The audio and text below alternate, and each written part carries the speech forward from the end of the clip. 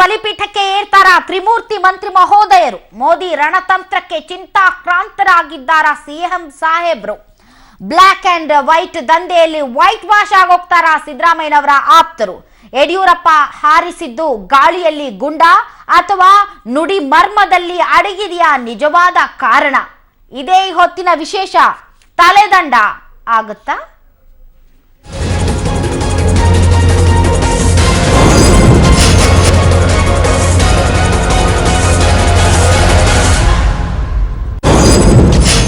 ದಂಡಂ ದಶಗುಣ ಮನಸ್ಥಿತಿಯಲ್ಲಿದ್ದಾರ ಮೋದಿ.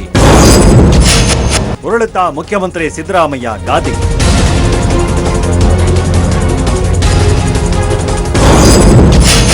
ಈ ವಾರವೇ ಬಲಿಪೀಠಕ್ಕೆ ಏರ್ತಾರ ತ್ರಿಮೂರ್ತಿ ಮಂತ್ರಿ ಮಹೋದಯರು. ಬ್ಲಾಕ್ ಅಂಡ್ ವೈಟ್ ದಂಧೆಯಲ್ಲಿ ವೈಟ್ ವಾಶ್ ಆಗ್ತಾರ ಸಿದ್ದರಾಮಯ್ಯ ಆಪ್ತರು.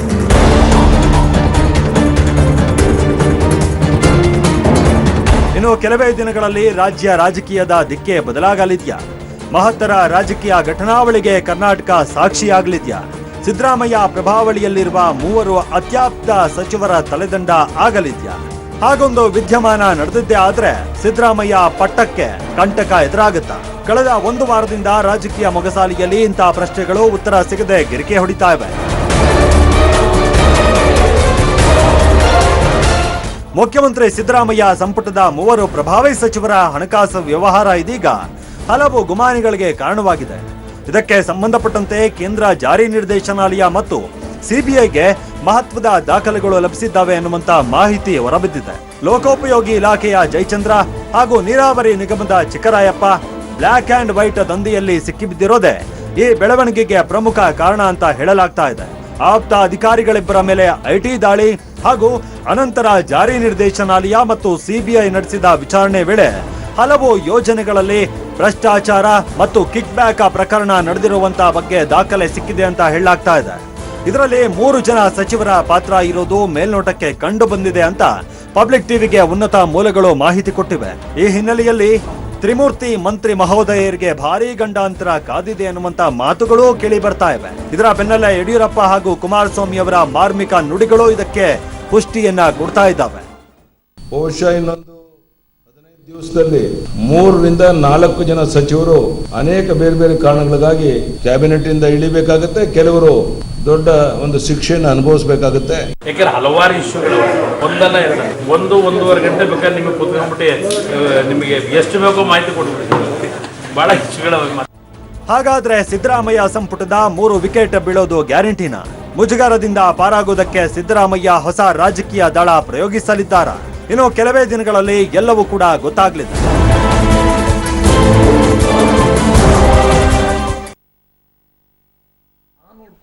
All right. ಹಾಗಾದ್ರೆ ಮುಜುಗರದಿಂದ ಪಾರಾಗೋದಕ್ಕೆ ಸಿದ್ದರಾಮಯ್ಯನವರು ಎಸಿಬಿನ ಬಳಸ್ಕೊಳ್ತಾ ಇದ್ದಾರಾ?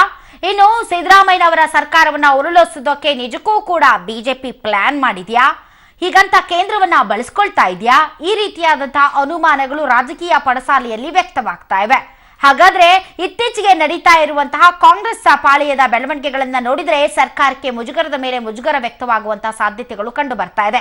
ಒಂದು ಕಡೆ ಆದಿವಾಸಿಗಳ ಬೆತ್ತಲೆ ಪ್ರತಿಭಟನೆ ಈಗಾಗಲೇ ಸರ್ಕಾರದ ಮಾನ ಹರಾಜು ಮಾಡಿದೆ. ಮತ್ತೊಂದು ಕಡೆ ಮೇಟಿ ಅವರ ರಾಸಲೀಲೆ ಪ್ರಕರಣದಿಂದ ಪಕ್ಷ ಮುಜುಗರಕ್ಕೆ ಈಡಾಗಿದೆ. ಇನ್ನು 2 ಮಂತ್ರಿಗಳ ರಾಸಲೀಲೆಯ ಸಿಡಿ ನನ್ನ ಹತ್ರ ಇದೆ ಅಂತ ಆರ್ಟಿಐ ಕಾರ್ಯಕರ್ತರು ಸಿಡಿಸಿದ ಬಾಂಬ್ನಿಂದ ಪಾರಾಗೋದಕ್ಕೆ ಬಚಾವಾಗೋದಕ್ಕೆ ಈಗ ಆಶ್ರಯವನ್ನ ಹುಡುಕ್ತಾ ಇದೆ ಕಾಂಗ್ರೆಸ್. ಮತ್ತೊಂದು ಕಡೆ ಜಯಚಂದ್ರ ಅವರನ್ನ ಒಳಪಡಿಸಿದಾಗ ಹೊರಬಂದಂತಹ ಮಂತ್ರಿಗಳ ಹೆಸರುಗಳು ಕೂಡ ಒಂದು ರೀತಿ ಕುರ್ಚಿಗಳನ್ನ ಅಳುಗಾಡಿಸ್ತಾ ಇದೆ. ಈ ಹಿನ್ನೆಲೆಯಲ್ಲಿ ಎಲ್ಲರಿಗಿಂತ ಮುಂಚೆ ತನಿಖೆ ಮಾಡಿ ತನಿಖೆಯ ಹಾದಿಯನ್ನೇ ತಪ್ಪಿಸಬಹುದಾ ಅನ್ನೋ ರೀತಿಯಲ್ಲಿ ಪ್ಲಾನ್ಗಳು ನಡೀತಿದೆ ಅನ್ನುವಂತಹ ಮಾತುಗಳು. ಇದಕ್ಕೆಲ್ಲ ಏನಂತಾರೆ ನಮ್ಮ ರಾಜಕೀಯ ನಾಯಕರುಗಳು? ನಮ್ಮ ಜೊತೆ ಇದ್ದಾರೆ ಜೆಡಿಎಸ್ನ ಹಿರಿಯ ನಾಯಕರಾದಂತಹ ಮರ್ಲಿಂಗೇಗೌಡರು. ಸರ್, ತಮಗೆ ವಿಶೇಷ ಕಾರ್ಯಕ್ರಮಕ್ಕೆ ಸ್ವಾಗತ. ಕಾಂಗ್ರೆಸ್ನ ಹಿರಿಯ ಮುಖಂಡರಾದಂತಹ ಹಸ್ನಾಬ್ ಅವರೇ ತಮಗೂ ಕೂಡ ವಿಶೇಷ ಕಾರ್ಯಕ್ರಮಕ್ಕೆ ಸ್ವಾಗತ. ಇನ್ನು ನಮ್ಮೊಂದಿಗೆ ನೇರ ಸಂಪರ್ಕಕ್ಕೆ ಬಂದಿದ್ದಾರೆ ಬಿಜೆಪಿಯ ನಾಯಕರಾದಂತಹ ಬೇಳೂರು ಗೋಪಾಲಕೃಷ್ಣ ಅವರು. ಸರ್, ತಮಗೂ ಕೂಡ ವಿಶೇಷ ಕಾರ್ಯಕ್ರಮಕ್ಕೆ ಸ್ವಾಗತ. ನಮಸ್ಕಾರ ಮೇಡಮ್. All right, okay. ನಾನು ಹಸ್ನಾಬ್ ಅವರಿಂದ ಈ ಕಾರ್ಯಕ್ರಮವನ್ನು ಆರಂಭಿಸೋದಕ್ಕೆ ಇಷ್ಟಪಡ್ತೀನಿ. ನಾನು ಮೋಟಿ ಅವರ ವಿಚಾರದಲ್ಲಿ ತಮ್ಮ ಪ್ರತಿಕ್ರಿಯೆಯನ್ನು ಕೇಳೋದಿಲ್ಲ. ಆಬ್ವಿಯಸ್ಲಿ ಒಬ್ಬ ಹಸ್ನಾಬ್ ಏನು ಹೇಳ್ತಾರೆ ಅಂತ ನಮ್ಗೆ ತುಂಬಾ ಚೆನ್ನಾಗಿ ಗೊತ್ತು. ಆದ್ರೆ ಸರ್ಕಾರಕ್ಕೆ ಮುಜುಗರದ ಮೇಲೆ ಮುಜುಗರ ಆಗುವಂತಹ ಘಟನೆಗಳು ಇತ್ತೀಚೆಗೆ ನಡೀತಾ ಇದೆ. ಹೀಗಾಗಿ ಸರ್ಕಾರಕ್ಕೆ ಒಂದು ರೀತಿಯ ಆಪತ್ತು ಮತ್ತು ಕಂಟಕ ಕಾದಿದೆ ಅಂತ ಏನು ಪ್ರತಿಪಕ್ಷಗಳ ನಾಯಕರಾದಂತಹ ಯಡಿಯೂರಪ್ಪ ಕುಮಾರಸ್ವಾಮಿ ಅವರು ಹೇಳ್ತಾ ಇದ್ದಾರೆ. ಆ ಮಾತಿನಲ್ಲಿ ಹುರುಳಿದೆ ಅಂತ ಅನ್ಸುತ್ತಾ ಇತ್ತೀಚಿನ ರಾಜಕೀಯ ಬೆಳವಣಿಗೆಗಳನ್ನ ಗಮನಿಸಿದಂತ ಸಂದರ್ಭದಲ್ಲಿ? ಈಗ ಅಧಿಕೃತವಾಗಿ ನಾನು ಯಾವುದನ್ನು ಹೇಳಿಕ್ಕಾಗಲ್ಲ, ಯಾಕಂತ ನಮಗೆ ಅದ್ರ ಬಗ್ಗೆ ಗೊತ್ತಿಲ್ಲ. ಆದರೆ ಒಂದು ವೇಳೆ ಅಂತವ್ರು ಮಾಡಿದ್ರೆ ಅವ್ರ ಮೇಲೆ ಖಂಡಿತವಾಗಿ ಪಕ್ಷವೂ ಕ್ರಮ ಕೈಗೊಳ್ತದೆ, ಸರ್ಕಾರವೂ ಕ್ರಮ ಕೈಗೊಳ್ತದೆ. ಆದರೆ ಅದಕ್ಕಾಗಿ ಪಕ್ಷದ ಮೇಲೆ ಯಾಕೆ ನೀವು ಆಪಾದನೆ ಮಾಡ್ತೀರಿ? ಪಕ್ಷಕ್ಕೂ ಇಂಡಿವಿಜುವಲ್ಗೂ ಸಂಬಂಧ ಇರೋದಿಲ್ಲ. ಒಬ್ಬ ಮನುಷ್ಯ ಕೆಟ್ಟವನಾದವನು ಅಥವಾ ಈ ತರ ಈ ಭ್ರಷ್ಟಾಚಾರದಲ್ಲಿ ತೊಡಗಿಕೊಂಡವನು ಅವನು ನಮಗೆ ಗೊತ್ತಿಲ್ಲದ ಹಾಗೆ ಯಾವುದೋ ಒಂದು ಸ್ಥಾನದಲ್ಲಿ ಕೂತು ಆ ಥರ ಮಾಡಿದರೆ ಅದಕ್ಕೆ ಆ ಸಂಸ್ಥೆ ಹೊಣೆಗಾರಿಕೆಯನ್ನು ಹೊರಲಿಕ್ಕೆ ಸಾಧ್ಯ ಇಲ್ಲ. ಅವ್ರೇನ್ ತಪ್ಪು ಮಾಡಿದ್ರೆ ಇವರು ಮೇಟಿ ಅವರು ತಪ್ಪು ಮಾಡಿದ್ರು ಅಂತ ಹೇಳಿ ಮೇಲ್ನೋಟ ಕಂಡು ಬಂತು, ಅವರ ತೆಗೆದಿದ್ದಾರೆ. ಪಕ್ಷಕ್ಕೆ ಮುಜುಗರ ಆಗೋದಿಲ್ವಾ? ಮುಜುಗರ ಆಗುತ್ತೆ, ಖಂಡಿತವಾಗಿ ಆಗುತ್ತೆ. ಈಗ ಬಿಜೆಪಿ ಮುಜುಗರ ಆಗಿರ್ಲಿಲ್ವಾ? ಆಗುತ್ತೆ. ಅದೇ ತರ ಯಾರೇ ಮಾಡ್ಲಿ ಅದನ್ನ, ಅದೇ ಯಾರೇ ಮಾಡಿದ್ರು ಮುಜುಗರ ಆಗುತ್ತೆ, ಸಹಿಸ್ಕೊಳ್ಬೇಕಾಗುತ್ತೆ. ನಾನೇ ಮಾಡಿದ್ರು ನನ್ನ ಸಂಸ್ಥೆಗೆ ಮುಜುಗರ ಆಗುತ್ತೆ. ಅಷ್ಟು ಮಾತ್ರ. ಮುಜುಗರ ಬಿಟ್ರೆ ಮತ್ತೇನಾಗಲ್ಲ. ಮತ್ತೇನು ಇಲ್ಲ. ಮುಜುಗರದ ಡೆಫಿನೇಷನ್ ಮುಜುಗರ ಅಷ್ಟೇ. ಮುಜುಗರದ ಡೆಫಿನೇಷನ್ ಮುಜುಗರ ಅಷ್ಟೇ. ಅದಕ್ಕಿಂತ ಮೀರಿ ಇನ್ನೇನು ಆಗೋದಿಲ್ಲ. ಮುಜುಗರ ಆಗುತ್ತೆ. ಯಾರು ಅದಕ್ಕೆ ಕಾರಣಕರ್ತರು ಹೋಗ್ತಾರೆ, ಅಷ್ಟು ಬಿಟ್ರೆ ಮತ್ತೇನು ತನಿಖೆ ಮಾಡ್ತಾರೆ. ಬಿಜೆಪಿಯಲ್ಲಿ ಸತ್ಯಾಸತ್ಯತೆಯನ್ನ ಕಂಡುಕೊಳ್ತಾರೆ, ತನಿಖೆ ಮಾಡ್ತಾರೆ. ಇದೊಂದು ರೀತಿ ಬಾಹುಬಲಿಯಲ್ಲಿ ಗ್ರಾಫಿಕ್ಸ್ ಮಾಡಿದಾರಲ್ಲ ಸರ್, ಆ ರೀತಿ ಇವೆಲ್ಲವೂ ಕೂಡ ಮುಜುಗರವನ್ನ ತಪ್ಪಿಸಿಕೊಳ್ಳೋದಕ್ಕೆ, ತಮ್ಮನ್ನ ತಾವು ಸಾಬೀತು ಮಾಡಿಕೊಳ್ಳೋದಕ್ಕೆ ಹುಡುಕಿಕೊಳ್ಳಲಾಗ್ತಾ ಇರುವಂತಹ ಕೆಲವೊಂದು ಕಾರಣಗಳು. ಇದು ಮುಜುಗರ ಅಲ್ಲ ಬಿಡಿ ಸರ್. ಮುಜುಗರ ಆದ್ರೆ ಈ ರೀತಿ ಹೇಳಿಕೆಗಳನ್ನ ನಾವೆಲ್ಲಿ ಕೇಳ್ತೀವಿ? ಈಗ ಪ್ರಶ್ನೆ ಏನು ಅಂತಂದ್ರೆ, ಯಾರೊಬ್ಬ ಇಂಡಿವಿಜುವಲ್ ಮಾಡಿದಂತಹ ತಪ್ಪಿಗೆ ಇಡೀ ಸಂಸ್ಥೆ ಇಂಡಿವಿಜುವಲ್ ಒಬ್ಬ ವ್ಯಕ್ತಿ ಅಲ್ಲ ಸರ್. ಈಗ ಒಬ್ಬ ವ್ಯಕ್ತಿ, ಮುಂದಿನ ದಿನಗಳಲ್ಲಿ ಹಲವಾರು ವ್ಯಕ್ತಿಗಳು ಸಚಿವ ಸಂಪುಟದಲ್ಲಿ ಇರೋರು ಅಂತ ಯಡಿಯೂರಪ್ಪನವರು ಹೇಳ್ತಾ ಇದಾರಲ್ಲ ಸರ್. ಹೇಳ್ತಿರೋದು ಯಾರು ಅಂತ ಹೇಳಿ ಯಾಕೆ ಹೆಸರಿಕೆ ಅಂತಂದ್ರೆ ಅವರಿಗೆ ಈಗ ಏನೋ ತನಿಖೆಯಲ್ಲಿ ಜಯಚಂದ್ರ ಅವ್ರ ತನಿಖೆಯಲ್ಲಿ ಇಬ್ರು ಮಂತ್ರಿಗಳ ಹೆಸರು ಹೇಳಿದಾರಂತಲ್ಲ, ಹೇಳಿದ್ರೆ ಹೊರಗೆ ಬರಲಿ, ಅದು ನೋಡೋಣ ಏನಾಗುತ್ತೆ ಅಂತ. ಹೌದು, ಸುಳ್ಳು ಹೇಳಿರ್ಬೋದು ಅವರು, ಸತ್ಯವೂ ಹೇಳಿರ್ಬೋದು.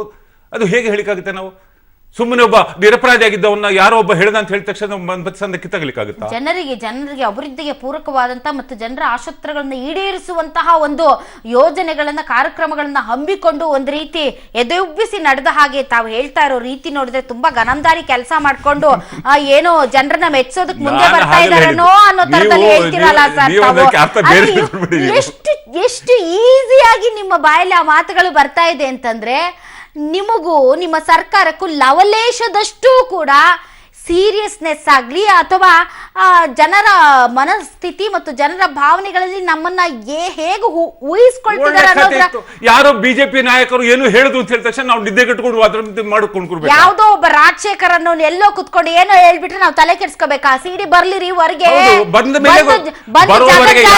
ಜನ ಚೀತು ಅಂತ ಉಗಿದ ಮೇಲೆ ನಾವು ಕ್ರಮ ತಗೋತೀವಿ. ನಾನೇನ್ ಹೇಳೋಣ ಸರ್, ಕಾನೂನಲ್ಲೇ ಹೇಳಿದೆ, unless proved guilty everyone is innocent. All right, okay. Kodagu ಆದಿವಾಸಿಗಳದ್ದು ಏನ್ ಹೇಳ್ತೀರಿ? ತಾವು ಕೂಡ ಕೊಡಗಿನಿಂದ ಬಂದವರು, ಹೇಳಿ ಸರ್. ಹೋಗ್ಲಿ, ಈಗ ನಾನಲ್ಲ, ಅದಕ್ಕೆ ರೆವಿನ್ಯೂ ಮಿನಿಸ್ಟರ್ ಹೇಳ್ಬೇಕು, ಅರಣ್ಯ ಸಚಿವರು ಹೇಳ್ಬೇಕು. ಈಗ ಅರಣ್ಯ ಇಲಾಖೆ what ever it may be sir, ಅದನ್ನ ಅವ್ರನ್ನ ಕೇಳೋದನ್ನ ಅವ್ರನ್ನ ಕೇಳ್ತೀವಿ. ತಾವು ಅದೇ ಜಿಲ್ಲೆಯವರ ಆದ್ದರಿಂದ ನಾನ್ ಕೇಳ್ತಾ ಇರೋದು ಅವರಲ್ಲಿ ಇರ್ಬೇಕಾ ಇರ್ಬೇಡವಾ ಅಂತ. ಬೆತ್ತಲೆ ಪ್ರತಿಭಟನೆಯವರೆಗೆ ಈ ಒಂದು ಸಮಸ್ಯೆಯನ್ನ ತೆಗೆದುಕೊಂಡು ಹೋಗೋದು ಮತ್ತು ಆ ರೀತಿಯಾದಂಥ ಬೆಳವಣಿಗೆಗೆ ನಮ್ಮ ಕರ್ನಾಟಕ, ಅದರಲ್ಲೂ ಕೂಡ ನಿಮ್ಮ ಜಿಲ್ಲೆ ಸಾಕ್ಷಿ ಆಗೋದು ಒಳ್ಳೆ ವಿಷಯನಾ? ಅಲ್ಲ, ಖಂಡಿತ ಅಲ್ಲ. ಈ ಫಾರೆಸ್ಟ್ ಡಿಪಾರ್ಟ್ಮೆಂಟ್ ಅಲ್ಲಿ ಕೆಲವು ಕಾನೂನುಗಳು ಏನಿದೆ ಅಂತ ಹೇಳೋದು ಜನಪರ ಕಾನೂನುಗಳಲ್ಲ. ಏನು ನಿರ್ದಾಕ್ಷಿಣ್ಯವಾಗಿ ಮನುಷ್ಯತ್ವವೇ ಇಲ್ಲದ ಹಾಗೆ ಕ್ರಮ ಕೈಗೊಳ್ತಾರೆ. ಅರಣ್ಯದಲ್ಲಿ ಅವರು ಎಷ್ಟೋ ವರ್ಷಗಳಿಂದ ವಾಸ ಇದ್ದಾರೆ ಅಲ್ಲಿ, ಆ ಗಿರಿಜನರು. ನನಗೆ ಗೊತ್ತಿದೆ, ಆ ನಾಗರಹೊಳೆ ಏರಿಯಾದಲ್ಲಿ, ಆ ತಿತಿಮತಿ ಏರಿಯಾದಲ್ಲಿ, ಈ ಕಡೆಯಲ್ಲೆಲ್ಲ ಇದ್ದಾರೆ, ತುಂಬ ಆದಿವಾಸಿಗಳಿದ್ದಾರೆ. ಅವ್ರನ್ನ ಎರವರು ಅಂತ ಹೇಳ್ತೀವಿ ನಾವಲ್ಲಿ ಕೊಡಗಿನಲ್ಲಿ. ಇಲ್ಲಿವರೆಗೆ ಬಾಯಿ ಮುಚ್ಕೊಂಡು ಕೂತಿದ್ದು ದಶಮಾನಗಳ ಕಾಲ, ಈಗ ಅವ್ರಿಗೆ ನಿದ್ದೆಯಿಂದ ಎಚ್ಚೆತ್ತಾಗಿ ಎಲ್ಲರನ್ನ ಹೊರಗೆ ಹಾಕ್ಬಿಡೋದು ಅಂತಂದ್ರೆ ಅಮಾನುಷ ಅದು. ಅದಕ್ಕೆ ಈಗ ಅದೊಂದು ಹೆಚ್ಚು, ಇದಕ್ಕಿಂತ ಹೆಚ್ಚಾಗಿ ಸುಮಾರು 10-15 ವರ್ಷಗಳ ಹಿಂದೆನೆ ಕಾಗೋಡು ತಿಮ್ಮಪ್ಪನವರು ನನ್ನನ್ನು ಕರೆದು ಹೇಳಿದ್ರು ಈ ತರ ಸಮಸ್ಯೆ ಇದೆ. ಕಾಗೋಡು ತಿಮ್ಮಪ್ಪನವರೆಲ್ಲ ಮರ್ತೋಗ್ಬಿಟ್ಟಿದ್ದಾರೆ ಬಿಡಿ ಸರ್. ಅವ್ರು ಸಚಿವರಾದ ತಕ್ಷಣ ಅವ್ರಿಗೆ ಬಾಯಲ್ಲಿ ಮಾತೇ ಬರ್ತಾ ಇಲ್ಲ ಪಾಪ. ಅವ್ರಿಗೇನು ಗೊತ್ತಾಗ್ತದೆ? ಸಚಿವರಾಗಿದ್ದು ಒಂದೇ ಒಂದು ಅಮ್ಮು ಬಿಮ್ಮು ಅವ್ರಿಗೆ. ಹಿರಿಯರು ನಾವು ಆ ತರ ಮಾತಾಡಬಾರ್ದು. ಆದರೆ ಯಾವ ಒಂದು ವಿಷಯವನ್ನ ಇಟ್ಕೊಂಡು ಅವರು ಜೀವಮಾನವಿಡೀ ಹೋರಾಟವನ್ನ ಮಾಡ್ಕೊಂಡು ಬಂದ್ರು, ಆ ವಿಚಾರಕ್ಕೆ ತುಟಿ ಪಿಟಕ್ಕನ್ನಲ್ವಲ್ಲ ಸರ್ ಸಾಹೇಬ್ರು. ಎಲ್ಲೇ ನಾನು ಯಾಕೆ ಅಲ್ಲ ಬರುತ್ತೆ ಬರಲ್ವ? ಬಟ್ ಅವರು ಬರೋ ಮೊದಲೇ ಕಾಗೋಡು ತಿಮ್ಮಪ್ಪನವರು ಕಳೆದ ಎಸ್ ಎಂ ಕೃಷ್ಣ ಸರ್ಕಾರ ಇದ್ದಾಗಲೇ ಅದ್ರ ಬಗ್ಗೆ ಹೋರಾಟ. ಹೌದು ಅಲ್ಲ ಸರ್, ನಾನು ಯಾಕೆ ಈ ಪ್ರಶ್ನೆಯನ್ನ ಕೇಳ್ತಾ ಇದ್ದೀನಿ ಅಂತಂದ್ರೆ, ಅಸ್ನಾಬ ಸರ್, ಯಾಕೆ ಎಲ್ಲಾ ಘಟನೆಗಳನ್ನ ತಮಗೆ ನಾನು ನೆನಪು ಮಾಡಿಸ್ತಾ ಇದ್ದೀನಿ ಅಂದ್ರೆ ಜನರ ಮನಸ್ಥಿತಿಯಲ್ಲಿ, ಜನರ ಅಭಿಪ್ರಾಯಗಳಲ್ಲಿ ತಮ್ಮ ಪಕ್ಷದ ವರ್ಚಸ್ಸು ಯಾವ ರೀತಿ ಹೊಳಿತಾ ಇದೆ ಅನ್ನೋದನ್ನ ತಮಗೆ ಮನವರಿಕೆ ಮಾಡ್ಕೊಳ್ಳೋದಕ್ಕೆ. ಈ ಮನವರಿಕೆನ ನಮ್ಮ ನಾಯಕರು ಮಾಡ್ಕೊಳ್ಬೇಕು ಮೇಡಮ್. ಏನ್ ಮಾಡಕ್ಕಾಗುತ್ತೆ ಈಗ? ನಾನೇನು ಮಾಡಕ್ಕಾಗುತ್ತೆ? ನನಗೆ ಬೇಜಾರಿದೆ, ಮನಸ್ಸಲ್ಲಿ ನೋವಿದೆ. ಆ ಗಿರಿಜನರ ಅವಸ್ಥೆ ಕಂಡಾಗ ಕಣ್ಣಲ್ಲಿ ನೀರು ಬರ್ತದೆ. ಅದು ಏನ್ ಮಾಡಕ್ಕಾಗುತ್ತೆ? ಕರೆಕ್ಟ್. ಹಸನಬ್ಬ ಅವ್ರನ್ನ ನನ್ಗೆ ನಾನು ಏನ್ ಮಾಡ್ಲಿ sir? You surrender yourself because of your leaders. ನಾನೇನ್ ಮಾಡಕ್ಕಾಗುತ್ತೆ? ಆಲ್ರೈಟ್, ಮರ್ಲಿಂಗೇಗೌಡ್ರೆ, ನಾನು ಬಹಳಷ್ಟು ಪ್ರಕರಣಗಳನ್ನ ಕೋಟ್ ಮಾಡಿದೆ. ಇವೆಲ್ಲವೂ ಕೂಡ ಸಿದ್ದರಾಮಯ್ಯನವರ ಸಂಪುಟದ ಸಚಿವರುಗಳಿಗೆ ಶೋಭೆ ತರುವಂತದ್ದ.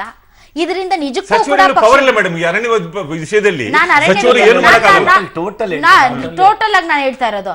ಸೊ ಇದು ಕೇವಲ ಮುಜುಗರಕ್ಕೆ ಮಾತ್ರ ಸೀಮಿತನಾ ಸರ್? ಇಲ್ಲ, ಇವ್ರು ಹೇಳಿದಕ್ಕೆ ಒಂದು ಹೇಳ್ಬಿಡ್ತಾರೆ. ಆಮೇಲೆ ಇವರು ಅರಣ್ಯ ಇದಕ್ಕೂ ಸಚಿವರಿಗೂ ಸಂಬಂಧ ಇಲ್ಲಲ್ಲ, ಏನು ಮಾಡಕ್ಕಾಗಲ್ಲ ಅವ್ರಿಗಿಂತ ಕಾನೂನು ಆಗಿದೆ. ಹಾಡಿನಲ್ಲಿ ಇದ್ದಾರೆ ತಾನೆ ಅವ್ರು ಮೊದಲಿಂದ ಅರಣ್ಯದಲ್ಲಿ. ಹೌದು, ಇದ್ಮೇಲೆ ಅವ್ರನ್ನ ನೀವು ತೆಗೆದಾಕ್ಬಾರ್ದಲ್ಲ? ತೆಗೆದಾಕಬಾರಂತ ಕಾನೂನು ಇಲ್ಲಲ್ಲ. ಇಲ್ಲ, ಒಂದ್ ನಿಮಿಷ. ಈಗ ಕೇಂದ್ರದ ಕಾನೂನು ಅರಣ್ಯ ಇಲಾಖೆ ಒಂದ್ ನಿಮಿಷ ಎಲ್ಲನ್ನ ಖಾಲಿ ಮಾಡಿ ಸರ್ಕಲ್ ಕಳಿಸ್ತಾರೆ. ನೀವು ನನಗೆ ಕಾನೂನು ಹೇಳಕ್ ಬರ್ಬೇಡಿ. ಆ ಜನ ಹಾಡಿಯವರು ಹಾಡಿನಲ್ಲಿ ಇದ್ರಲ್ಲ, ಇದ್ರು ಅವ್ರನ್ನ ಯಾಕೆ ನೀವು ತೆಗೆದಾಕಿದ್ರಿ? ಸೆಂಟ್ರಲ್ ಗೌರ್ಮೆಂಟ್ ಏನಾದ್ರು ಅರಣ್ಯದಲ್ಲಿರೋರ್ನ ತೆಗೆದು ಆಚೆ ಬಿಸಾಕ್ಬಿಡಿ ಅಂದ್ರೆ ನೀವು ಬಿಸಾಕ್ಬಿಡಿ ಅಲ್ವಮ್ಮ? ಕರೆಕ್ಟ್. ಈಗ ಹಾಡಿನಲ್ಲಿ ಪಾಪ ಅವ್ರು ಅಲ್ಲೇ ಜೀವನ ಮಾಡ್ಬೇಕು. ಅವರು ನೀವು ಅವ್ರನ್ನ ಯಾಕೆ ಮಾಡಿದ್ರಿ? ನಂಬರ್ 1. ನಂಬರ್ 2 ಹೇಳ್ತೀನಿ ನಿಮಗೆ. ಅರೆ, ನಿಮ್ಮ ರೆಸಾರ್ಟ್ಗಳೇ ಇವೆ. ನಿಮಗೆ ರಕ್ಷಿತ ಅರಣ್ಯದಲ್ಲಿ ರೆಸಾರ್ಟ್ ಮಾಡ್ಕೊಂಡು ನಿಮ್ಮ ಎಷ್ಟೆಷ್ಟು ಎಕರೆಗಳಿಗೆ ಕಾಫಿ ತೋಟದ ಮಾಲೀಕರು ಮನೆಗಳನ್ನ ಮಾಡ್ಕೊಂಡಿದ್ದಾರೆ ಕೇಳಿ. ಅಲ್ಲಿ ಪಕ್ಕದಲ್ಲಿ ಕೂತಿರೋರ್ಗೆ ಅರಣ್ಯ ಭಾಗದಲ್ಲಿ. ಇಲ್ಲಮ್ಮ, ಅದಕ್ಕೆ ಬರ್ತಾ ಇದ್ದೀನಿ. ಆ ರೆಸಾರ್ಟ್ಗಳನ್ನ ತೆಗೆಯೋದಕ್ಕೆ ನಿಮ್ಮ ಸರ್ಕಾರಕ್ಕೆ ಹೋಗ್ತಾ ಇಲ್ಲ.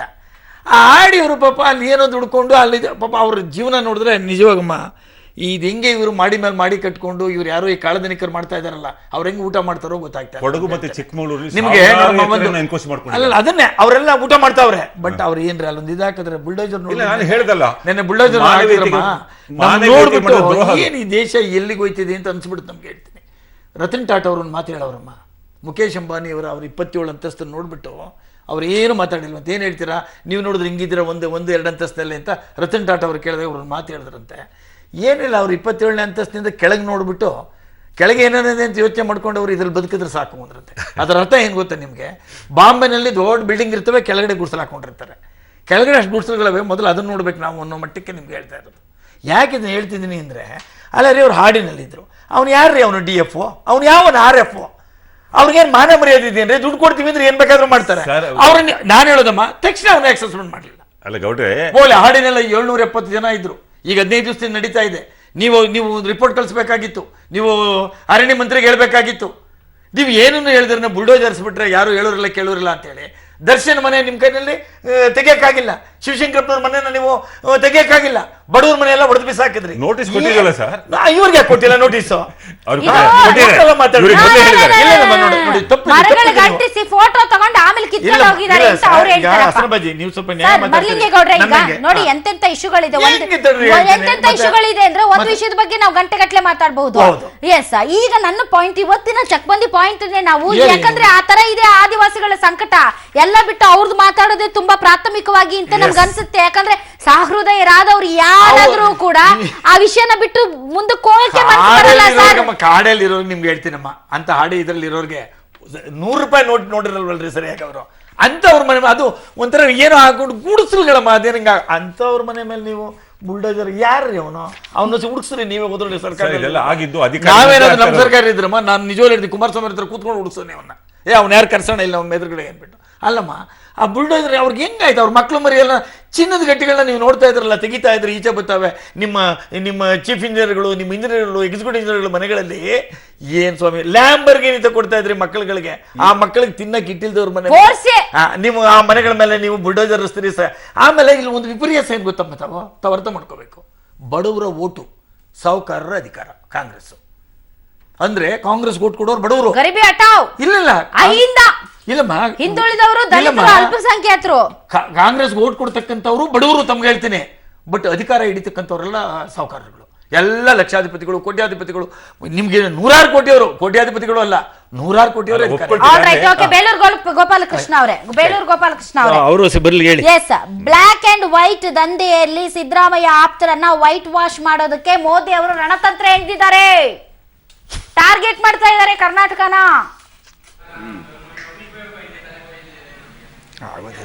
ಮೇಡಮ್ ಅವರೇ, ಹಲೋ ಹೇಳಿ ಹೇಳಿ ಸರ್, ಹಲೋ ಹೇಳಿ. ನೋಡಿ,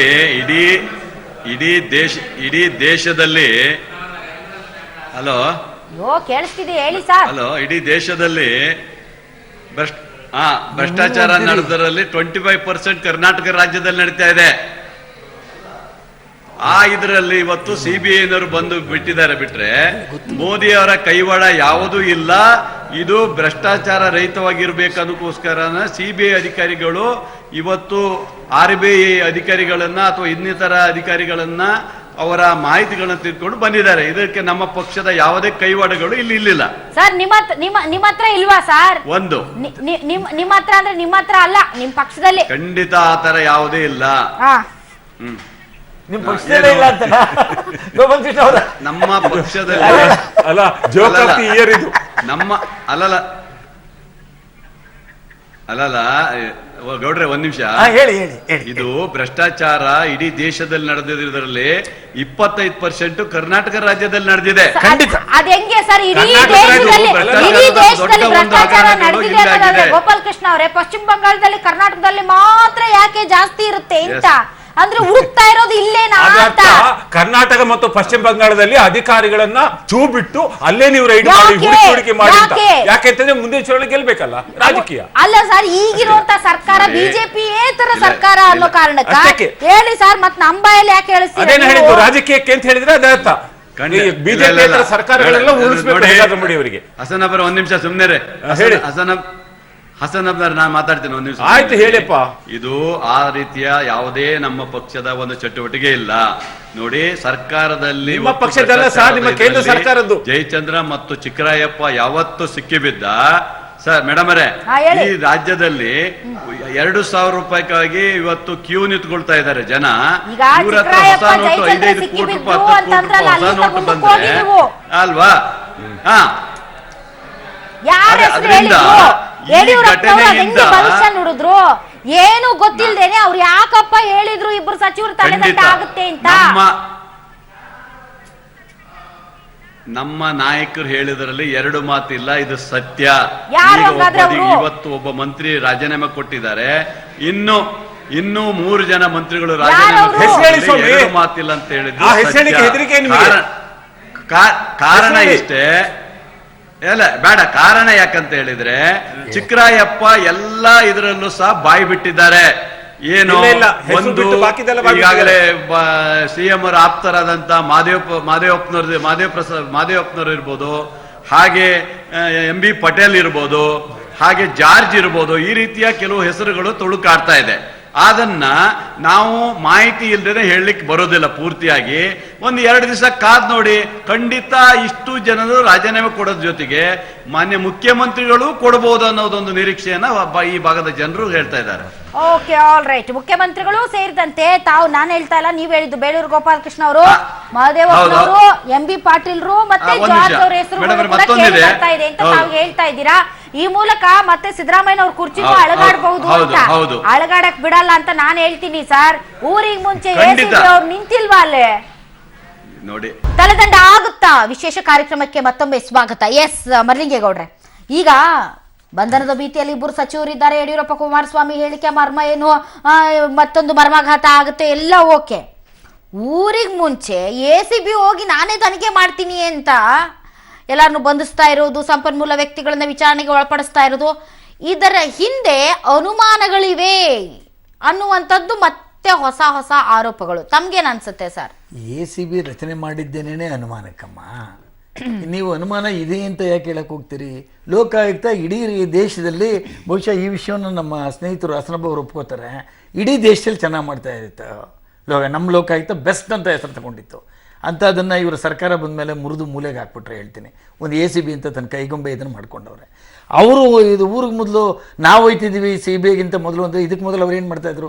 ನಿದ್ದೆ ಹೊಡಿತಾಯಿದ್ರು, ಯಾರು ಮಾಡ್ತಿರಲ್ಲ ಹೇಳ್ತೇನೆ. ಯಾರೋ ಸಣ್ಣ ಪಣ್ಣ ಜನರನ್ನ ಹಿಡ್ಕೊಳ್ಳೋದು, ಸುಮ್ಮನಾಗೋದು. ಇವತ್ತು ನೀವು ಜಯಚಂದ್ರನ ಹಿಡಿಯೋಕೆ ಹೋಗಿದ್ರಲ್ಲ, ಯಾಕೆ ಹಿಡಿಯೋಕೆ ಹೋದ್ರಿ? 5,70,00,000 ಹೊಸ ಹಣನ ಸಿಕ್ತು.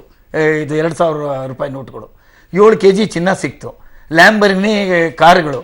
ನೀವು ಸುಮಾರು 125-130 ಕೋಟಿ ರೂಪಾಯಿನ ಆಸ್ತಿ ಸಿಕ್ಕಿದೆ ಅವನ ಮನೆಯಲ್ಲಿ. ಅವನ ಚಿಕ್ಕರಾಯಪ್ಪನ ಮನೆಯಲ್ಲೂ 125-130 ಕೋಟಿ ಸಿಕ್ಕಿದೆ. ಮೊಟ್ಟ ಮೊದಲು ಹೋದಾಗ ಎಷ್ಟಾಯಿತು ಅಂತ ಹೇಳಿದ್ರೆ 28 kg ಚಿನ್ನ ಸಿಕ್ಕಿದೆ ಅವ್ರ ಮನೆಗಳಲ್ಲಿ. ಕೋಟಿ ಹಣ ಸಿಕ್ಕಿದೆ. ಅದು ಹೊಸ ನೋಟುಗಳು, ಹಳೆ ನೋಟುಗಳೆಲ್ಲ. ಆಮೇಲೆ ನೀವು ACB ಅವ್ರಿಗೆ ಅವ್ರನ್ನ ಅರೆಸ್ಟ್ ಮಾಡ್ತಿರಲ್ಲ, ಯಾಕೆ CBI ಎಲ್ಲ ಇದು ಮಾಡ್ತೀವಿ? ಆದಮೇಲೆ ಅವರ ದರ್ಪ ನೋಡಿದ್ದೀರಾ ನೀವು? ಹೋದ್ರಲ್ಲಿ ನೀವು ನೋಡಿದ್ರೆ ಇದ್ರ ಪೇಪರ್ನಲ್ಲಿ, ಟಿವಿನಲ್ಲಿ ಅವ್ರನ್ನ ಇದು ಸಿ ವಿ ನಾಗೇಶ್ ಅವರು ಬಿಡಿಸ್ತಾರಮ್ಮ. ಅವ್ರಿಗೆ ಎಷ್ಟು ದುರಾಂಕಾರ ಇದೆ ಅಂದರೆ, ಆ ದುಡ್ಡನ್ನ ಅಮ್ಮ ಎಷ್ಟಿದೆ ಅಂದ್ರೆ ಅವನ ಜಯಚಂದ್ರ ಅನ್ನೋ ವ್ಯಕ್ತಿಗೆ, ಅವನೇನು ಮನುಷ್ಯ ಅಲ್ಲಮ್ಮ. ಅವನೇನ್ ತಿಂತಾನೆ? ಅವ್ರಿಗೆ ನಾಚಿಕೆ ಆಗ್ಬೇಕು ಅಲ್ಲಮ್ಮ. ನಾನು ಕೇಳಿಸ್ಕೊಂಡೆ, ಹೇಳ್ಬಾರ್ದು ಅದನ್ನೆಲ್ಲ. ಕೇಳ್ತಾರೆ, ಪಬ್ಲಿಕ್ ಲೈಫ್ ನಲ್ಲಿ ಇರ್ತಕ್ಕಂಥವ್ರಿಗೆ ಒಂದು ನೈತಿಕತೆ ಇರಬೇಕು. ಬೀದಿಲಿ ಹೋಗ್ಬೇಕಾದ್ರೆ ನಾವು ಲೀಡರ್ಗಳು, ಒಬ್ಬ ಅಧಿಕಾರಿಗಳು, ಆ ಅಧಿಕಾರ ಕೊಡೋರು ಯಾರು? ಜನದ ದುಡ್ಡಿನಲ್ಲಿ ನೀವು ಲ್ಯಾಂಬರ್ಗಿನಿ ಕೊಡಿಸ್ತೀವಿ, ಅವ್ನ ಸಂಬಳ ಎಷ್ಟು? ಓಲೆ ಅವ್ನು ಹೆಂಗ್ ಬರ್ತಾನೆ ಅಂತ ಹೇಳಿದ್ರೆ ನಾಚಿಕೆನೇ ಆಗಲ್ಲ ಅವನಿಗೆ. ಪೊಲೀಸ್ನವ್ರು ಅರೆಸ್ಟ್ ಮಾಡಿದ್ರು ಇಲ್ಲ, ಅವ್ರನ್ನೆಲ್ಲ ಸಮಾಜ ಬಹಿಷ್ಕರಿಸಬೇಕು. ಹಸನಪ್ಪ ಅವರೇ, ಸಮಾಜದವ್ರನ್ನ ಮುಗಿದು ದೂರ ಇಡ್ಬೇಕಂತ ದುಡ್ಡಿದ್ರೆ ನಾನು ಬಾ ನೋಡ್ಕೋತೀನಿ ಅನ್ನೋ ಲೆವೆಲ್ ನಿಮ್ಗೆ. ಇವರು CBI ಹೇಳುವ ಇವನು ಯಾವ ಜುಜುಬಿ ಅವ್ರಿಗೆ? CBI ಕಂಡ್ರೆ ನೋಡಮ್ಮ ಎಂತೆಂಥವ್ರು ಅಳ್ಳಾಡೋಯ್ತಾರೆ. ಮುಖ್ಯಮಂತ್ರಿಗಳಿಂದ ಹಿಡಿದು ಸೆಂಟ್ರಲ್ ಮಿನಿಸ್ಟರ್ಗೆ ಎಲ್ಲ ಅಳ್ಳಾಡೋಯ್ತಾರೆ ಬಿಡಮ್ಮ. ಅದ್ರ ಬಗ್ಗೆ ನಾವು ಹ್ಯಾವ್ ಟು ಅಪ್ರಿಷಿಯೇಟ್. ಒಂದು ಹೇಳ್ತೀನಿ ನಿಮಗೆ, ಇವನು ಅವರು ಬಿಡಿಸ್ಕೊಂಡು ಸಿ ವಿ ನಾಗೇಶ್ ಬಿಟ್ಟರೆ ಇವನು ಈಚೆ ಬರ್ತಾನೆ. ಈಚೆ ಬಂದರೆ ಏನಾಗ್ತದೆ ಅಂತ ಹೇಳಿದ್ರೆ ಬೇಲ್ ಸಿಗ್ತದೆ. ಅವರು CBI ಅರೆಸ್ಟ್ ಮಾಡಬೇಕು ಅಂತಂದ್ರೆ, ನೋಡಿ ನನಗೆ ಇವರು ನೋಡ್ಕೋತೀವಿ ಬಾ ಅಂತ ಹೇಳ್ದವ್ರದ್ದು ಪುರ ಒಳಗೆ ಹೋಗ್ಬಿಡ್ತಾರೆ. ಎಷ್ಟು ಅಸಹ್ಯ ತಡ್ರಿ. ಒಳಗೆ ಹೋಗಿ ಒಂದಿನ ಇದು ಕೊಡಲ್ಲಮ್ಮ, ಅವನು ಪಾಸ್ಪೋರ್ಟ್ ಕೊಡೋದು ಕೊಡದೆ ಹೋದಂತೆ. ಯಾಕೆ ಗೊತ್ತಾ? CBI ಅರೆಸ್ಟ್ ಮಾಡ್ತಾರೆ ಅಂತೇಳಿ. ಇದು ಕಾನೂನು ಒಬ್ಬ ಇಂಜಿನಿಯರ್ ಹೇಳ್ಕೊಡೋಕ್ಕಾಗುತ್ತೆ ನಮ್ಮ ಕಾನೂನವ್ರಿಗೆ. CBI ಬಾಡಿ ವಾರೆಂಟ್ ತಗೊಂಡ್ಬಂದ್ರು ಕೋರ್ಟ್ನಲ್ಲಿ, ಇವನ್ನ ಅಲ್ಲಿಂದನೇ ಎತ್ಕೊಂಡು ಹೋಗ್ಬಿಟ್ರು. ಎಲ್ಲಿಂದ? ಪರಪ್ಪನ ಅಗ್ರಹಾರದಿಂದನೇ ಎತ್ಕೊಂಡು ಹೋಗ್ಬಿಟ್ರು. ನಿಮ್ಗೆ ಹೇಳ್ತೀನಿ ಯಾಕೆ ಬೇಕು ಇವೆಲ್ಲ. ಇವತ್ತಲ್ಲಿ ಮುದ್ದೆ ಮುರಿತಾ ಕೂತವ್ರೆ. ಅವ್ರ ಹೆಂಡ್ತಿನ ಅರೆಸ್ಟ್ ಮಾಡವ್ರೆ, ಮಕ್ಕಳು ಅವನ ಮಗನ ಹುಡುಕ್ತಾವ್ರೆ.